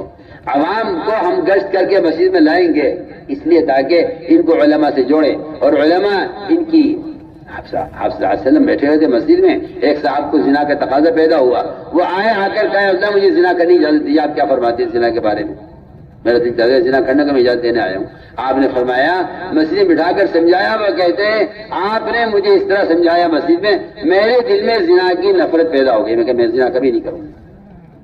سوال حرام حلال بتلانا نہیں ہے، سوال اس کا ہے کہ آپ کے دل میں حرام کی نفرت پیدا کیسے ہوگی؟ معلومات سے نہیں ہوگی۔ کتنے نعوذ باللہ صبح نعوذ باللہ گناہ کرنے والے کبائر کرنے والے وہ ہیں جو جانتے ہیں کہ یہ گناہ ہے۔ گناہ سے بچنے کی استعداد علم سے پیدا نہیں ہوتی، گناہ سے بچنے کی استعداد علم سے پیدا نہیں ہوتی، نماز کی ادا کرنے کی استعداد علم سے پیدا نہیں ہوتی۔ علم تو طریقہ بتائے گا، عمل کی استعداد پیدا ہوتی ہے عمل کے ماحول میں رہنے سے، فرشتوں کے پروں میں رہنے سے۔ میں تو عرض کر چکا ہوں کہ آپ صلی اللہ علیہ وسلم نے وفد ثقیف کو مسجد میں رکھا تھا تاکہ عمل کی استعداد پیدا ہو جائے۔ اس طرح ہم وہ تاکید سے عرض کر رہے کہ عوام کو چاہیے کہ وہ علماء سے مسائل معلوم کریں۔ تبلیغ میں جو اہمیت فضائل کی ہے وہ اہمیت مسائل کی ہے۔ میں نزدیک یہ کام ناقص ہے کہ بس فضائل کی تعلیم ہو، صرف نہیں، بالکل نہیں۔ کسی عمل کا اعتبار نہیں ہے جب تک وہ عمل علم کے مطابق نہ ہو۔ اس لیے ہمیں چاہیے کہ ہم علماء کے ساتھ اپنا تعلق قائم کریں، اور خروج میں خاص طور پر کہہ رہا ہوں کہ 4 مہینے کی جماعت علماء لے کر پھریں، اس لیے کہ علماء کی یہ نقل و حرکت یہ امت کے جہل کا مشاہدہ کرنے اور امت کی جہالت کو اور امت کی بیماریوں کو دیکھنے کا یہ بہترین جو ہے، میں کہتا ہوں کہ یہ بہترین موقع ہے، اور اس سے زیادہ بہتر اور کوئی شکل مجھے اس سے بہتر کوئی شکل مجھے نہیں آتی جس میں زیادہ سے زیادہ عوام کا علماء کے ساتھ اختلاط کا موقع مل جائے۔ مدارس اپنی جگہ ہیں، سر آنکھوں پر ان کی ضرورت ہے، وہ ایک بنیادی فریضہ ہے۔ اور یہ بات اب یاد رکھیں، کسی ملک یا کسی ضلع میں یا کسی صوبے میں اسلام کا اگر بقا ہے تو وہ دینی مدارس سے ہے۔ اس کے قیام کے لیے اپنی جان، مال، وقت، زمین، جائیداد جو کچھ آپ پیش کر سکتے ہیں، میں کہتا ہوں کہ مسلمان کے مال کا سب سے پہلا مصرف اور مسلمان کے مال کا سب سے پہلا تقاضا ان کی شادیاں، ان کے مکانات، ان کی سواریاں، ان کی ضروریات، ان کی خواہشات سے بڑھ کر سب سے پہلے مسلمان کے مال کا جو مصرف ہے وہ دینی مدارس کا قائم کرنا ہے۔ اسکول خوب بنا لیے، کالج خوب بنا لیے، جہل خوب پڑھا جا رہا ہے، جہالت خوب پڑھائی جا رہی ہے، جس کا آخرت سے کوئی تعلق نہیں ہے۔ وہ علم جس پر آخرت ملے گی، وہ علم جس پر جنت کا وعدہ ہے، اگر کسی جگہ 10 اسکول ہے تو وہاں کوئی ایک مدرسہ بھی نہیں ہے، کہیں 50 اسکول ہے تو وہاں کوئی ایک مدرسہ بھی نہیں ہے، کہیں 100 اسکول ہے کہ جہاں ایک مدرسہ بھی ہے، تو آپ اس سے اندازہ کر لیجئے اگر مسلمان کو علم کا شوق ہوتا تو میں سمجھتا ہوں کہ شاید مدارس وہ زیادہ ہوتے، لیکن علم کا شوق نہیں۔ اس لیے ہم تاکید سے عرض کر رہے ہیں کہ ہمارے علماء کو چاہیے کہ وہ اپنا وقت فارغ کریں عوام کے لیے. عوام کو چاہیے کہ وہ روزانہ مسجد کو وقت دیں علماء سے مسائل معلوم کرنے کے لیے. اس طرح ہمیں مسجدوں کو مسائل کے حلقوں سے بھی آباد کرنا ہے. یہ فضائل ہو گئے، مسائل ہو گئے. اس طرح ہمیں میرے دوستوں اللہ کے ذکر کی مشق کرنی. اللہ کے راستے میں نکل کر ذکر کیا ہے؟ اللہ کو یاد رکھنا ذکر ہے. اس یاد رکھنے کے لیے یاد کرنا ہے. جو اللہ کو یاد نہیں کرتے یاد رکھتے بھی نہیں ہیں. اس لیے صبح شام کی تسبیحات کا اہتمام، ذکر باوضو کیا جائے، تنہائی میں کیا جائے، اللہ کے دھیان کے ساتھ ذکر کیا جائے. ذکر میں اللہ کے غیر سے کٹنا چاہیے. وذکر اسم ربک وتبتل الیہ تبتیلا، پوری طرح اللہ کے غیر سے کٹ کر اللہ کے ساتھ تنہا ہو جاؤ ذکر میں. اس طرح ہمیں باوضو ہو کر قبلہ رخ اور اللہ کی طرف متوجہ ہو کر اللہ کے دھیان کے ساتھ ہمیں ذکر کا اہتمام کرنا ہے. ایک تو بھی تیسرے کلمے کی سبحان اللہ، الحمدللہ، لا الہ الا اللہ، اللہ اکبر، ولا حول ولا قوت الا باللہ العلی العظیم. ایک تو بھی شرک کی استغفار کی، تین تسبیح صبح شام جی لگا کر اللہ کی طرف متوجہ ہو کر پڑھنے کا اہتمام فرمائیں. افضل ذکر قرآن کی تلاوت ہے. تمام اذکار میں اللہ کی ذات سے نکلا ہوا کلام ہے، کوئی کلام اس کے برابر نہیں ہے. لیکن یہ بات سب یاد رکھیں، ہمیں اللہ کے کلام کی تلاوت اور قرآن کی تلاوت قرآن میں دیکھ کر کرنی ہے. آج کل ایک فیشن کو ہو، ایک بدعت کو ہو، یا ایک بے وقوفی کو ہو، یا صحابہ کرام کے طریقوں سے ہٹ کر نیا طریقہ ایجاد کرنے کی کوشش کو ہو، موبائل میں قرآن کے پڑھنے کا شوق پیدا ہوا ہے. میں آپ سے سب سے بہت تاکید سے کہہ رہا ہوں، بہت تاکید سے کہہ رہا ہوں، موبائل میں قرآن کے پڑھنے کی قطعاً کوئی گنجائش نہیں ہے. کوئی گنجائش نہیں. سنیں، بہت کان کھول کے سننا میری بات. آپ سفر میں ہیں، قرآن ساتھ رکھیے، قرآن کھول کر دیکھ کر پڑھیے. موبائل میں قرآن کا رکھنا، میں تو قرآن کی اس کو بے حرمتی یقین کرتا ہوں. حضرت تھانوی رحمۃ اللہ علیہ فرماتے ہیں قرآن کا ریڈیو پر سننا ناجائز ہے، اور اس کے سننا، قرآن کا ریڈیو پر سننا قرآن کی بے حرمتی ہے. بلکہ لکھا ہے کہ سننے والے کو روکنا واجب ہے. کیوں؟ قرآن کا ادب، قرآن کا احترام. سوچیے تو صحیح آپ، ہمارے بڑے کیا کہہ گئے. قرآن کو ریڈیو پر اسی میں گانا آ رہا، اسی میں قرآن آ رہا. ادھر کو گھما دو سوئی، گانا چلنے لگے، قرآن ادھر کو گھما دو. وہ تو مشین ہے. قرآن سن رہے ہوں گے آپ، قرآن کے بیچ میں گانا شروع ہو جائے گا. عجیب الٹی کھوپڑی کے لوگ ہیں. جھوٹی تعویلیں کرنا، باتیں بنانا، بجائے اس کے کہ آپ صحابہ کو تھامیں، صحابہ کے طریقے کو پکڑیں اور امت کو صحابہ کے طریقے پر لانے پر کوشش کریں. آپ نئے نئے شوشے چھوڑ کر اور نئے نئے طریقے ایجاد کر کے صحابہ کے طریقوں کو ملیا میٹ کریں اور نئے طریقے ایجاد کریں. اس کی کیا ضرورت ہے؟ کیوں؟ سنیے، میں کچھ کہہ رہا ہوں. دیکھ لیجیے، آپ ریڈیو دیکھ لیجیے، آپ موبائل دیکھ لیجیے. ایک اسٹیشن پر بعض مرتبہ لوگوں نے بتایا کہ جی کچھ کا کچھ آ جاتا ہے. یہ تو ہوا چل رہی ہے، ادھر کی ہوا ہو گئی، قرآن کی آواز آنے لگی، ادھر کی ہوا چل گئی، گانے کی آواز آنے لگی. سن لیا، میں تو آپ سے کھل کر کہہ رہا ہوں. ایسا معلوم ہوتا ہے کہ مسلمان جتنا وقت آگے بڑھ رہا ہے محمد صلی اللہ علیہ وسلم سے اور صحابہ سے، ان کے طریقوں سے نفرتیں اور نئے طریقوں سے محبتیں پیدا ہو رہی ہیں. ایسا مجھے معلوم ہوا. سنیے، آپ موبائل میں قرآن پڑھ رہے ہیں، سوچیے، آپ غور کریں. میں کچھ کہنا چاہتا ہوں. اپنے ماں باپ کی تصویر آپ قرآن میں نہیں رکھ سکتے. آپ کہتے ہیں ادب کے خلاف. اور آپ سینکڑوں ننگی تصویروں میں، سینکڑوں ننگی فلموں میں آپ اس قرآن کو رکھ کے خوش ہو رہے ہیں کہ اس میں کیا آ رہا ہے. سوچیے، سوچیے اس کی ضرورت کیا پیش ہے؟ آپ کے ہاتھ میں قرآن ہوتا، ہر دیکھنے والے کے لیے آپ کی قرآن، ہاتھ میں قرآن ہونا ہر دیکھنے والے کے لیے تلاوت کی عملی دعوت بنتا. آدمی ذرا سا تھوڑا سا عقل سے سوچے، عقل سے سوچے. اس قرآن کو محمد صلی اللہ علیہ وسلم کے قلب پر اتارنے کے لیے، جبکہ آپ صلی اللہ علیہ وسلم اتنے پاک ہیں، آپ اتنے پاک ہیں کہ آدم علیہ السلام سے لے کر آپ کے والد تک درمیان میں آپ کے نسب میں کہیں شرک نہیں ہے۔ سنو، میں کچھ کہنا چاہتا ہوں، توجہ سننا بات میری، درمیان میں کہیں شرک نہیں۔ آپ اتنے پاک ہیں، اتنے پاک ہیں آپ صلی اللہ علیہ وسلم، آپ اتنے پاک ہیں کہ آپ کے آدم علیہ السلام سے لے کر آپ کے والد تک کہیں درمیان میں شرک نہیں۔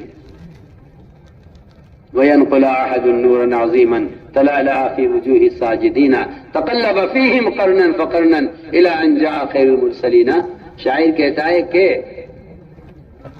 آپ صلی اللہ علیہ وسلم کا نور انبیاء کی پیشانیوں میں چمکتا رہا اور سجدے کرنے والوں کی پیشانی میں چمکتا رہا ہر زمانے میں، اور وہ نبیوں سے نبیوں میں منتقل ہوتا رہا یہاں تک آپ تشریف گیا۔ یہ شعر کا خلاصہ ہے جو میں نے پڑھا ہے۔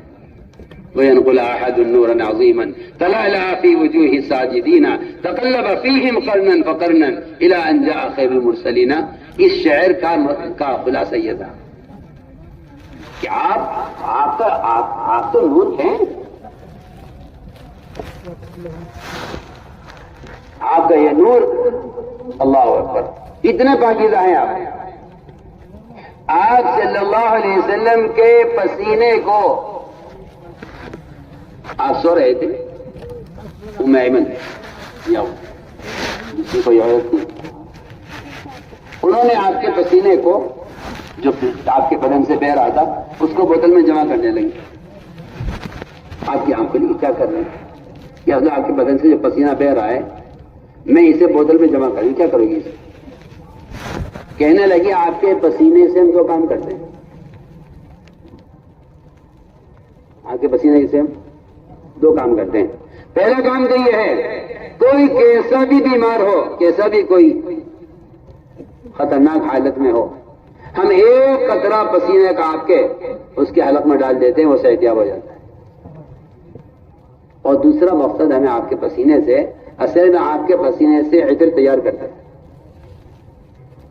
سنیے آپ صلی اللہ علیہ وسلم کا پسینہ آپ کے پسینے میں عطر تیار کرتا ہے۔ اتنی خوشبو ہے پسینے میں آپ صلی اللہ علیہ وسلم کے کہ آپ کے پسینے سے خوشبو تیار کی جاتی ہے، ہم اس سے عطر بناتے ہیں۔ سنیے آپ، جس کا پسینہ اتنا پاکیزہ، جس کا پیشاب ایسا ہو کہ آپ نے پیشاب رکھا کر کے ایک پیالے میں، صحابی اس کو پی گئے اس خیال سے کہ شاید پانی رکھا ہوا ہے۔ پیشاب کی بو ہوتی ہے پیشاب کا کے اندر، اس کا ذائقہ ہی اور اس کی خوشبو ہی بتا رہی ہے کہ یہ پیشاب ہے، لیکن آپ صلی اللہ علیہ وسلم کے پیشاب صحابی نے پیا، ان کو اس بات کا احساس بھی نہیں ہوا کہ یہ پیشاب ہے۔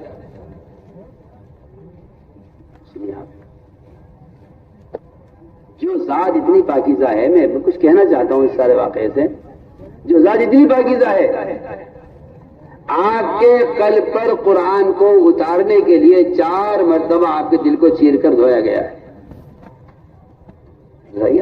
زمزم سے دھویا گیا۔ زمزم کی وجہ یہ بھی ہے کہ حوض کوثر کا پانی بے شک بہت افضل ہے، لیکن جبرائیل حوض کوثر کا پانی نہیں لائے آپ کے دل کو دھونے کے لیے، جبرائیل زمزم لے کر آئے آپ کے قلب کو دھونے کے لیے، کیونکہ حوض کوثر کا جو پانی ہے وہ کسی مجاہدے سے نہیں نکلا ہے، زمزم کا جو پانی ہے وہ ابراہیم علیہ السلام کی قربانی، اسماعیل صاحب کی قربانی سے نکلا ہے، یہ آپ کی جد امجد کی قربانی ہے، جو پانی اس قربانی سے نکلا ہے اس پانی سے آپ کا دل دھویا گیا ہے۔ دیکھو میں کچھ کہہ رہا ہوں، 4 مرتبہ ثابت ہے، 4 مرتبہ آپ کے دل کو چاک کر کے، سینہ چاک کر کے دھویا گیا ہے، کیوں؟ اس میں قرآن اتارنا ہے۔ سوچیے آپ، غور کیجیے، میں کچھ کہہ رہا ہوں، جس محمد صلی اللہ علیہ وسلم کے قلب کو 4 مرتبہ دھویا گیا ہے، اس میں قرآن اتارنے کے لیے آپ نے اس قرآن کو موبائل میں اتار لیا۔ سوچیے آپ کی عقل کیا کہتی ہے؟ چھوڑیے آپ مسائل بعد میں معلوم کرنا کسی سے، اپنے دل سے فتویٰ لیجیے نا، آپ کا دل کیا کہتا ہے؟ سوچیے آپ، جس قرآن کو نبی کے دل پر اتارنے کے لیے اتنے پاکیزہ دل کو بھی 4 مرتبہ دھویا گیا ہے قرآن اتارنے کے لیے اس کے اندر. آپ اس کو موبائل میں اتار کے بڑے خوش ہیں. اسی میں فلمیں آ رہی ہیں, اسی میں ننگی تصویر آ رہی ہیں, اسی میں قرآن ہے. ایک صاحب نے تو مجھ سے کہا جی دیکھ لیجیے, آپ لوگ انکار کرتے ہیں آپ کی بات کا, آپ خود دیکھ لیجیے. اس نے دکھایا آدھے اسکرین پر سورہ فاتحہ ہے, آدھے اسکرین پر ایک ننگی عورت کی تصویر ہے. بتائیے آپ پڑھ رہے ہیں قرآن, کیا آ رہا ہے جی اس میں, بتائیے آپ. جب ذکر تبتل چاہتا ہے کہ آپ نماز پڑھنے میں بیت اللہ کے سامنے کھڑے ہو کر بھی بیت اللہ سے کٹ کر اللہ کے دھیان سے نماز پڑھیں, تو بتائیے جب قرآن افضل ذکر ہے تو کیا اس میں موبائل سے کٹنے کا کیا حکم ہوگا؟ سوچیے آپ. بذکر اسم ربک, اللہ کا نام جب آپ لیں, جب آپ ذکر کریں تو اللہ کے غیر سے کٹ جائے بری طرح. میں کہتا ہوں, آپ سے سوال کرتا ہوں, میں آپ سے سوال کر رہا ہوں, جب ذکر کرنے میں بیوی سے بچوں سے کٹنے کا حکم ہے تو بتائیے تو صحیح قرآن کے پڑھنے میں اس گندے آلے سے کٹنے کا کیا حکم ہوگا؟ سوچیے آپ. پتہ نہیں کیوں آئی ہے دماغ میں, یہ عقل میں کیوں آئی آپ کے. اور آپ اس پر مصر ہیں, آپ اس پر مصر ہیں کہ آپ کہتے ہیں کوئی حرج نہیں. اس میں میری بات توجہ طلب ہے بہت. آپ قرآن پڑھ رہے ہیں, بیوی سے بچوں سے سب سے آپ کو کٹ جانا چاہیے اللہ کا کلام پڑھنے کے دوران. سوچیے جب عام ذکر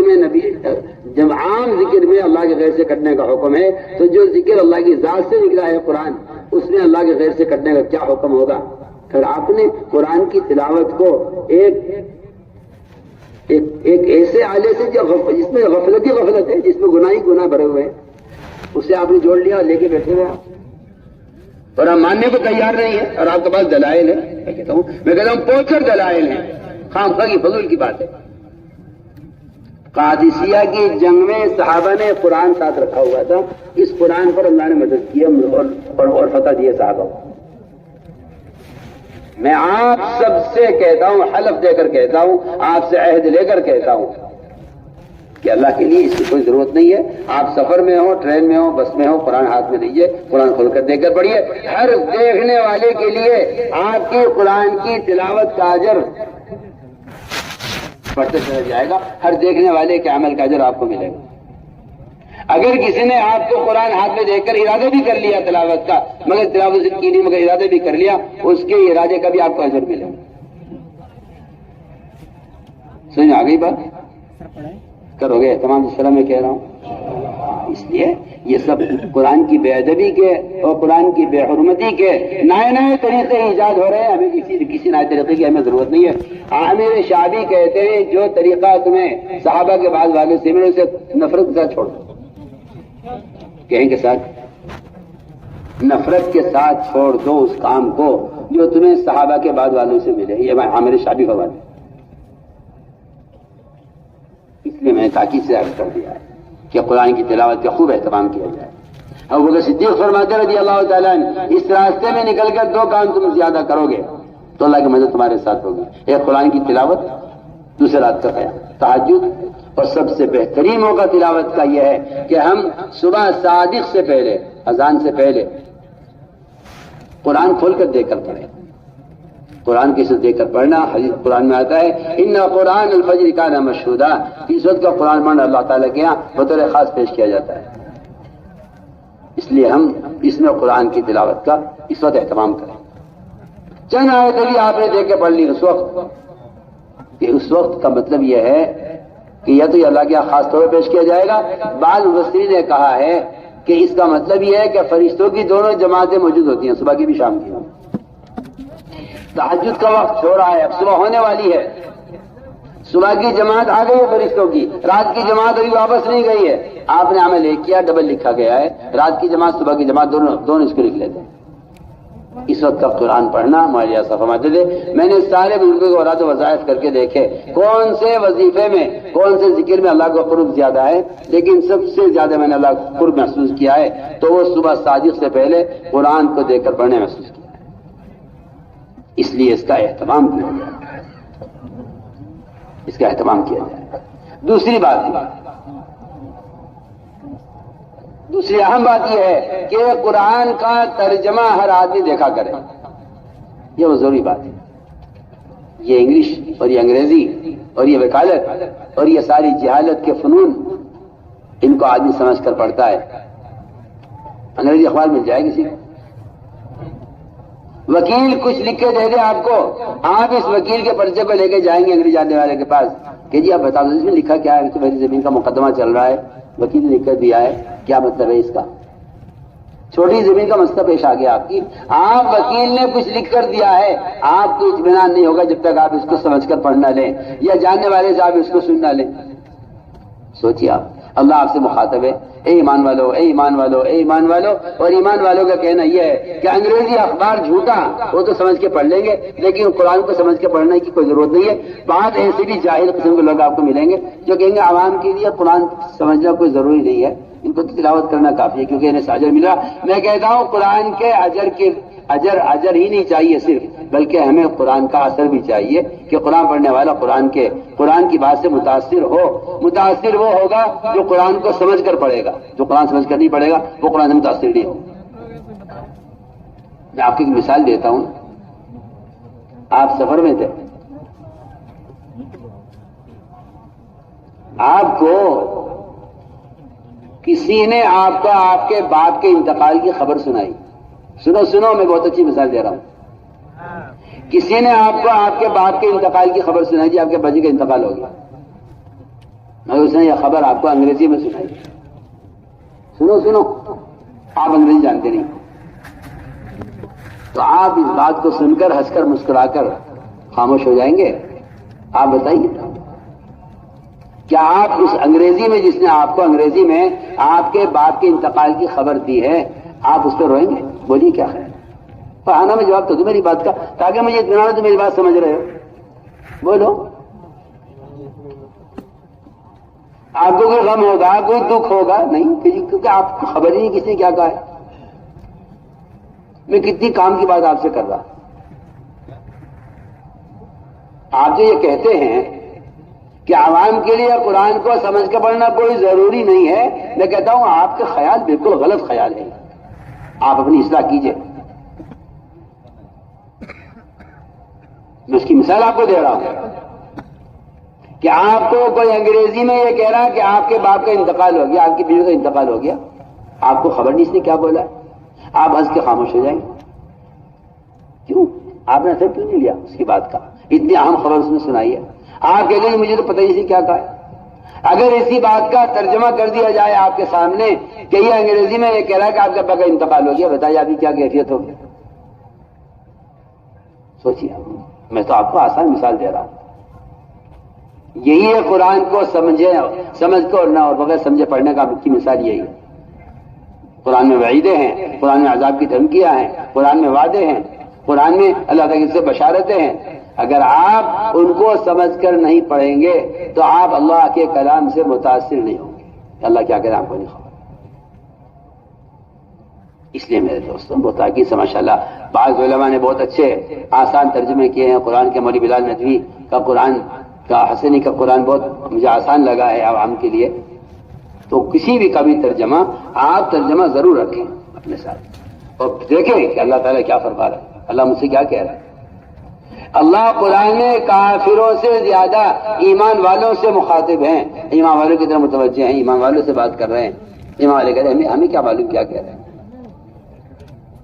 کسی بیوقوفی کی سوچ ہے۔ انگریزی سمجھ کے پڑھتے ہیں، وکالت میں خوب سر پھوڑتے ہیں، تجارت خوب پڑھتے ہیں، بزنس بڑھنے کا، ڈاکٹر بننے کے لیے امریکہ چلے جائیں گے، باہر کے ملکوں میں دھکے کھاویں گے۔ تو کہتے قرآن سمجھ کے پڑھ لو، تو کہ اس کا تو کوئی ضروری نہیں۔ عجیب پاگل پن کی سوچ ہے۔ حضرت علی فرماتے رضی اللہ تعالیٰ جو آدمی قرآن سمجھ کر نہیں پڑھ رہا ہے، قرآن کو سمجھ کر نہ پڑھنے میں کوئی خیر نہیں ہے۔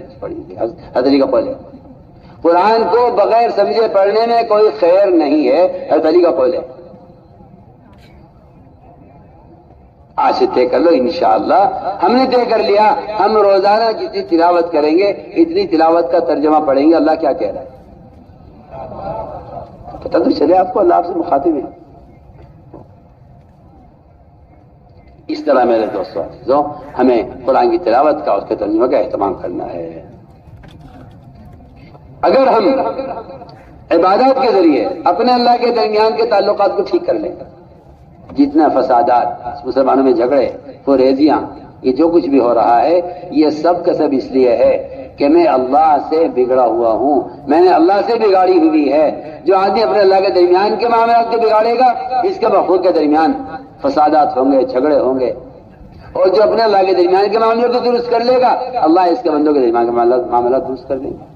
من اصلح ما بین و بین اللہ اصلح اللہ ما بین و بین خلقہ.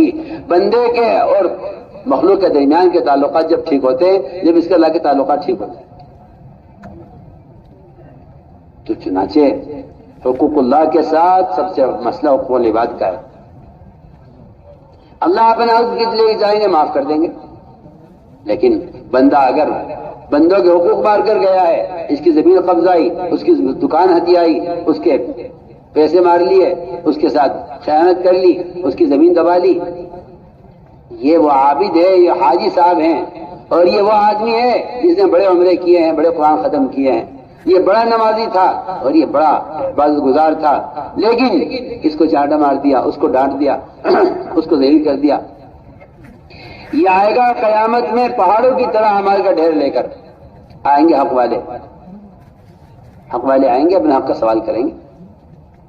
اللہ فرمائیں گے حق والے سے کہیں گے اس کی نیکیاں لے لو، ساری نیکیاں اس کی لے لی جائیں گی، یہ نیکیوں سے خالی ہو جائے گا، نیکیوں سے خالی ہو جائے گا. یہ عابد آج کل لوگوں کا خیال یہ ہے کہ جی میں تو بہت ان سے بہت اچھا ہوں، کیونکہ تو نماز پڑھتی ہوں، میں تو نماز پڑھتا ہوں. تو نماز پڑھتا ہے مگر تو نے اگر بے نمازی کا حق مارا ہے تو تیری یہ نمازیں حق والے لے جائیں گے قیامت میں. وہاں تو بے نمازی ہوگا یہ وہاں تو بے نمازی ہوگا یہ نمازی ہو جائے گا. سنو میں کیا کہہ رہا ہوں.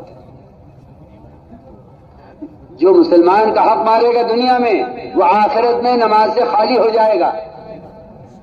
لیکن آج کل جن لوگوں کی نظر اپنی عبادات پر ہے کہ جی میں تو بہت تہجد پڑھتا ہوں، میں تو بڑی تلاوت کرتا ہوں، آپ کو ایسے بزرگ ملیں گے کہ ان کی پیشانی پر تو سیاہ نشان ہوگا سجدے کا، مگر پڑوسی پریشان ہوگا. ان کے اللہ کے درمیان تو بڑا سے تعلقات ہیں، کیونکہ عبادات مستغنی کا حق ہے، اللہ کو عبادت کی ضرورت نہیں ہے. لیکن مخلوق محتاج ہے، مخلوق کو آپ نے اس کا حق مارا ہوا ہے، آپ کی اسے اپنا حق چاہیے. اللہ تعالیٰ کو مخلوق کی عبادت کی ضرورت نہیں ہے، مگر مخلوق کو اپنے حقوق کی ضرورت ہے. آپ ایک زمین قبضہ بیٹھے ہیں، کسی سے قرض لے کر اس کے واپس نہیں کر رہے ہیں، یہ ساری اللہ اکبر. بعض روایتیں ایسی عجیب و غریب ہیں. آپ نے فرمایا آپ اس طرح دیکھنے لگے حیران ہو کر آسمان کی طرف، بہت حیران آسمان کی طرف دیکھنے لگے.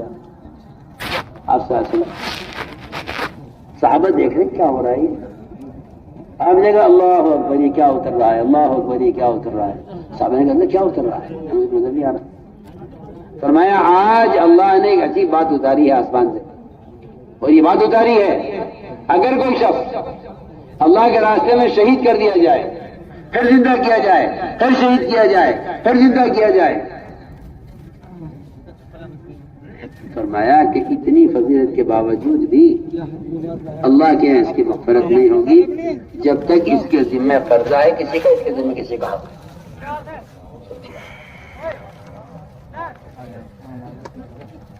اس میں بڑی کوتاہی ہو رہی ہے.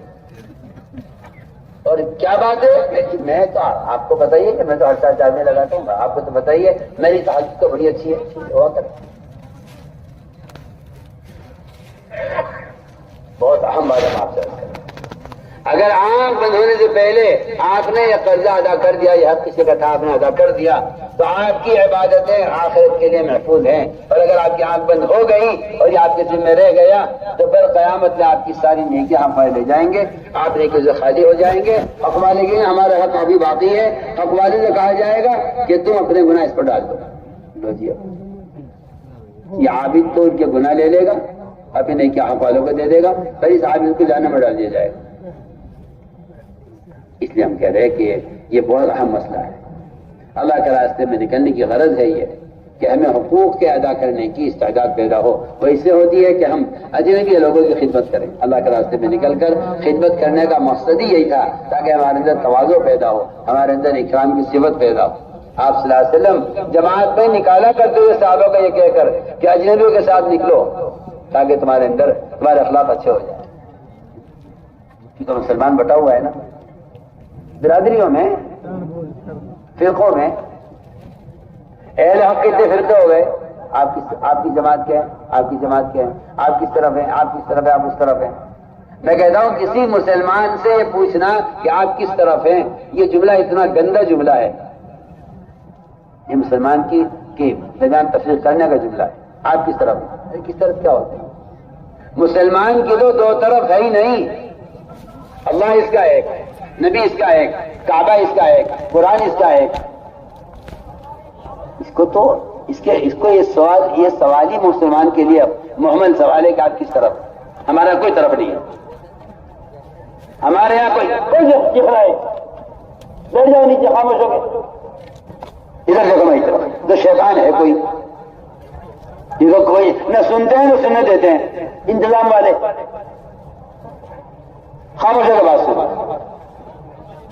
تو میں نے عرض کیا کہ امت بٹی ہوئی ہے فرقوں میں، آپ کس مذہب کے ہیں، آپ کس خیال کے ہیں، آپ کس طرف ہے؟ ہمارا کوئی طرف نہیں۔ یہ سوال کرنا مسلمان کا، یہ سوال کرنا کسی مسلمان سے کہ آپ کدھر ہیں، آپ کس طرف کے ہیں، یہ امت کو ذبح کرنے کا جملہ ہے۔ ہمارا کوئی طرف نہیں، ہم سب کے ہیں، سب ہمارے ہیں۔ اس لیے ہمارے یہاں گشتوں میں، ملاقاتوں میں یہ تصور میں بھی مت لانا کہ میں جس سے بات کر رہا ہوں یہ کون ہے۔ اس کا مطلب یہ ہے کہ آپ کے دماغ میں تفریق ہے۔ اگر آپ کسی مسلمان کو کسی فرقے کا آدمی سمجھیں تو آپ کے دماغ میں تفریق ہے۔ ہم تو ہر فرد کو محمد صلی اللہ علیہ وسلم کا محمد صلی اللہ علیہ وسلم کا امتی سمجھ کر بات کریں۔ ہمارے نزدیک ہمارے یہاں امت سے بڑا کوئی رشتہ نہیں، سب سے بڑا رشتہ امت ہونا ہے، بس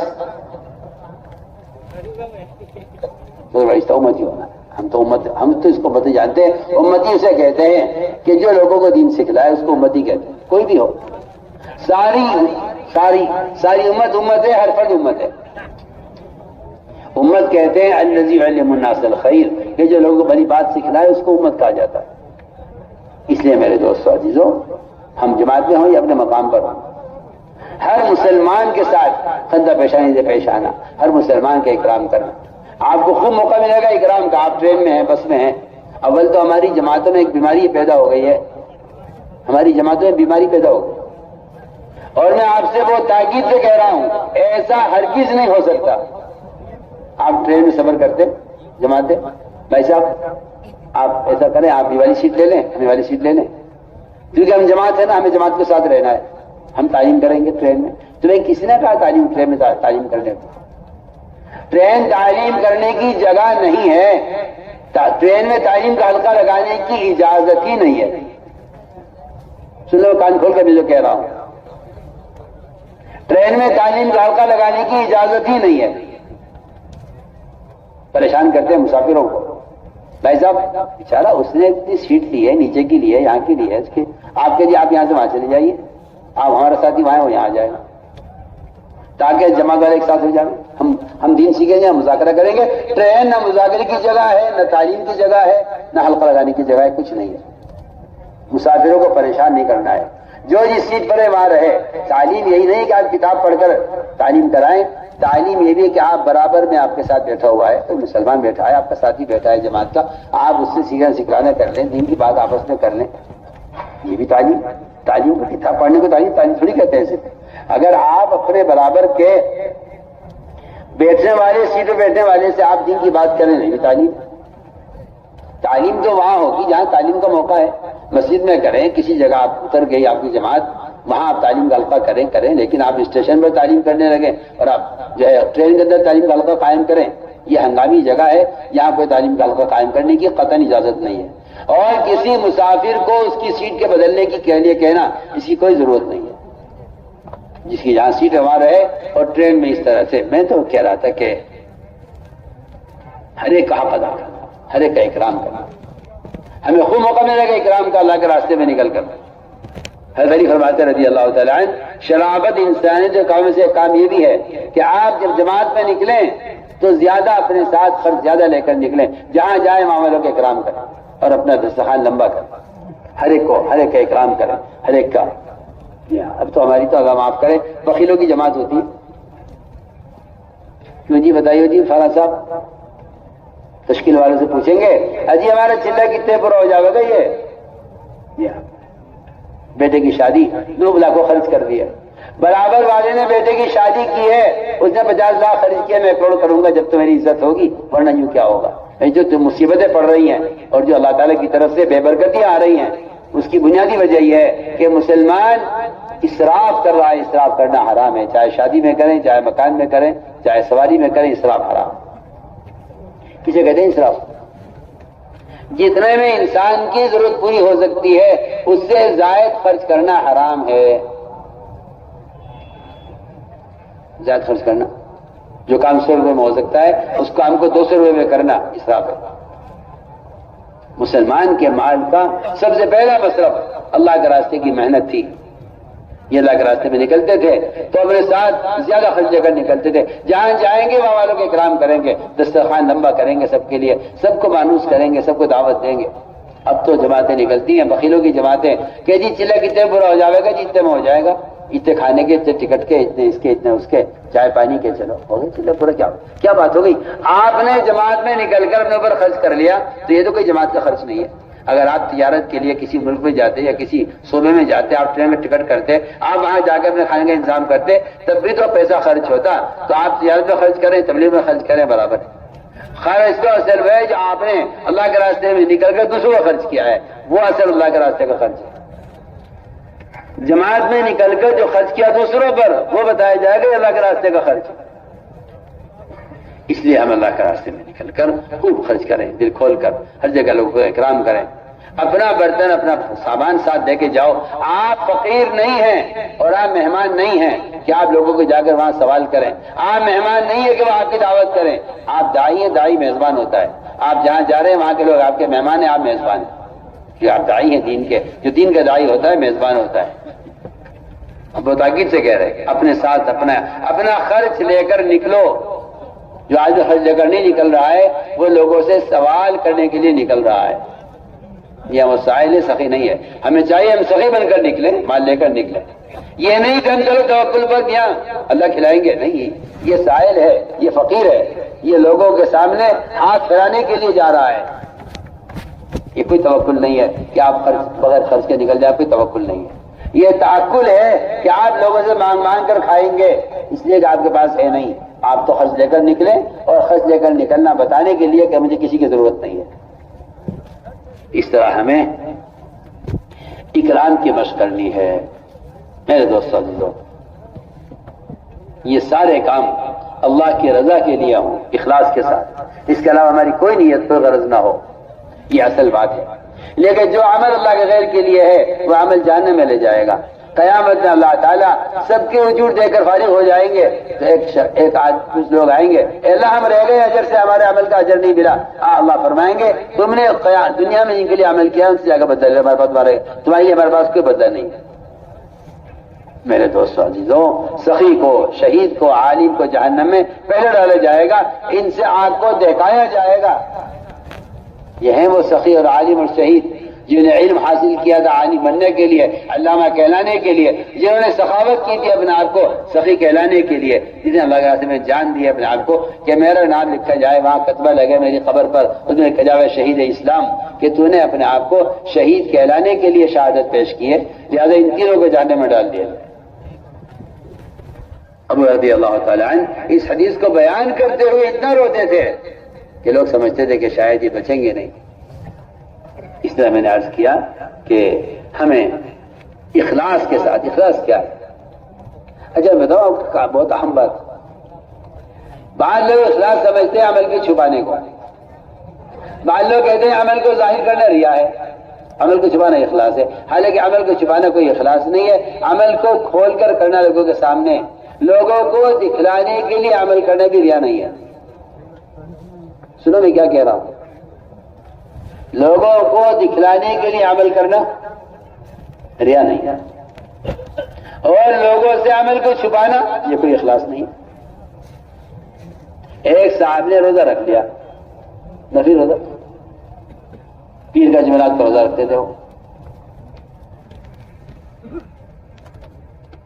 دوپہر کے 2 بج رہے، گرمی پڑ رہی، بھوک لگ رہی، روزہ ہے، کچھ لوگ کھانا کھا رہے تھے، ٹھنڈا پانی رکھا ہوا تھا کہ بھائی آ جاؤ ٹھنڈا پانی ہے کھانا ہے، کہ بس جی بسم اللہ کرو، بھائی آ جاؤ کھا لو، کیوں انکار کر رہے ہو دعوت سے؟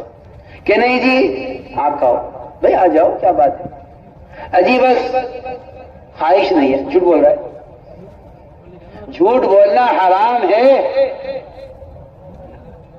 سنیے تو میں کیا بول رہا ہوں، شیطان نے آپ سے جھوٹ بلوا دیا اس چکر میں کہ اگر میں نے کہہ دیا میرا روزہ ہے تو روزہ تو ختم ہو جائے گا کیونکہ اخلاص جاتا رہے گا۔ کس نے کہا دیا آپ سے یہ؟ اگر آپ یہ کہہ دیں میرا روزہ ہے تو یہ تو آپ کا یہ کہنا میرا روزہ ہے یہ تو دعوت ہے، یہ دعوت ہے یا ریا ہے؟ بتاؤ سنو میں صاحب کیا کہہ رہا ہوں، دعوت ہے۔ شیطان بڑا دھاگ ہے، وہ اخلاص کے چکر میں تمہیں کونے میں لے جا کے چھپا دے گا، یہاں کرو ذکر کمرے میں کونے میں بیٹھ کے، ورنہ لوگ تمہیں ریاکار کہیں گے کہ اتنا دھاگ ہے شیطان کہ یہ سمجھے گا واہ واہ واہ واہ اسے صحیح مشورہ دے رہا ہے مجھے، حالانکہ شیطان ہے جو تمہیں کونے میں بٹھا دے گا تسبیح دے کر کہ اگر تم نے ذکر کیا لوگوں کے سامنے تو تمہارا اخلاص تو ختم ہو جائے گا، لوگ کہیں گے ریاکار ہے۔ میرے دوستو عزیزوں، لوگوں کو دکھانے کے لیے عمل کرنا سنت ہے، کیا ہے؟ سنت۔ لوگوں کو دکھانے کے لیے عمل کرنا سنت ہے، یا آپ سے کسی نے کہہ دیا کہ یہ ریا ہے؟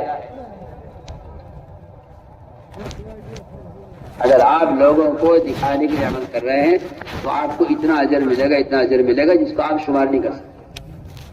اگر آپ شکر عمل کر رہے ہیں اخلاص کے بھی ارادے سے تو آپ کو آپ کے 1 فرض کا اجر ملے گا، آپ کو آپ کے عمل کا اجر بس۔ اگر آپ دکھا کے عمل کر رہے ہیں لوگوں کو تو جتنے لوگ آپ کو دیکھ کر عمل کریں گے ان سب کا اجر آپ کو ملے گا۔ سنیے، شیطان تو اسلام کو مٹانے کے لیے کہہ رہا ہے کہ آپ تسبیح پڑھیں، تراہیمیں پڑھیں۔ اب تو ایک نیا طریقہ ایجاد ہوا ہے کہ وہ ہاتھ میں وہ پہن لیتے ہیں انگوٹھی سی، اس کے بٹن دباتے رہتے ہیں۔ میں صاحب نے کہا یہ کیا ہے؟ کہنے کہ یہ تسبیح ہے۔ میں کہا کیوں؟ جانے کہاں گئے جو سنت ہے؟ ایسے گدھے ہیں، ایسے احمق ہیں، انہیں جائز جائز چیزیں نظر آ رہی ہیں، یہ سنتوں سے اندھے ہوئے جا رہے ہیں۔ جب کہو تو کہتے دیکھو جی میں تو بڑا تشدد ہے، یہ تو بڑے سخت ہیں، یہ تو یہ باتیں کرتے ہیں، یہ تو وہ باتیں کرتے ہیں، فلاں نے تو کہہ دیا کوئی حرج نہیں ہے، یہ کہتے ہیں کوئی حرج ہے۔ پاگل ہو گئے تمہیں ہر سنت کا متبادل نظر آ رہا ہے جواز میں، تمہاری جواز کے فتوے سنتوں کو مٹانے کے لیے ہو رہے ہیں۔ تم ہوش میں آؤ، جواز کوئی چیز نہیں ہے۔ جواز کا مطلب یہ ہے سنتیں مٹاؤ اور نئے نئے طریقے ایجاد کرو، جواز کا مطلب یہ ہے۔ میں تم علماء سے بھی کہہ رہا کہ ہوش میں آؤ، جائز کو تو دیوار میں دے کے مارو۔ اس جائز کام سے نفرت ہونی چاہیے مسلمان کو جو جائز کام سنت کے خلاف ہو۔ صاف بات، آپ مارو یا نہ مارو، جو جائز کام سنت کے خلاف ہے اگرچہ جائز ہو اس سے نفرت ہونی چاہیے مسلمان کو، یہ ایمان کا تقاضا ہے۔ عجیب قسم کی اپنے آپ کو مجتہد سمجھتے ہیں۔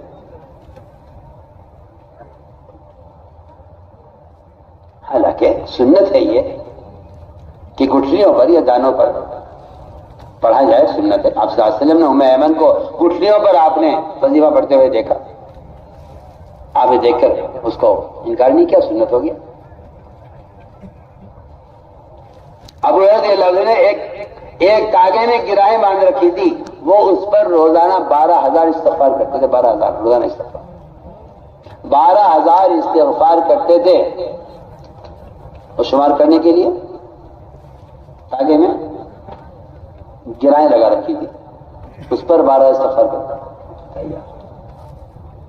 تو میں کہہ رہا تھا کہ عمل کو چھپا کر کرنا کوئی اخلاص نہیں، عمل کو لوگوں کو دکھانے کے لیے کرنا کوئی ریا نہیں.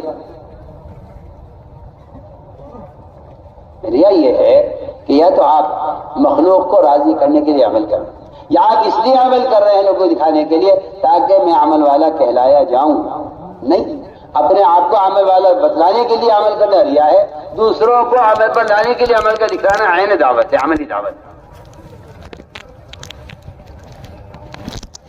اس لیے میرے دوستوں ہر کام ہمیں اپنی نیت کو درست رکھو. اخلاص کا تعلق نیت سے ہے.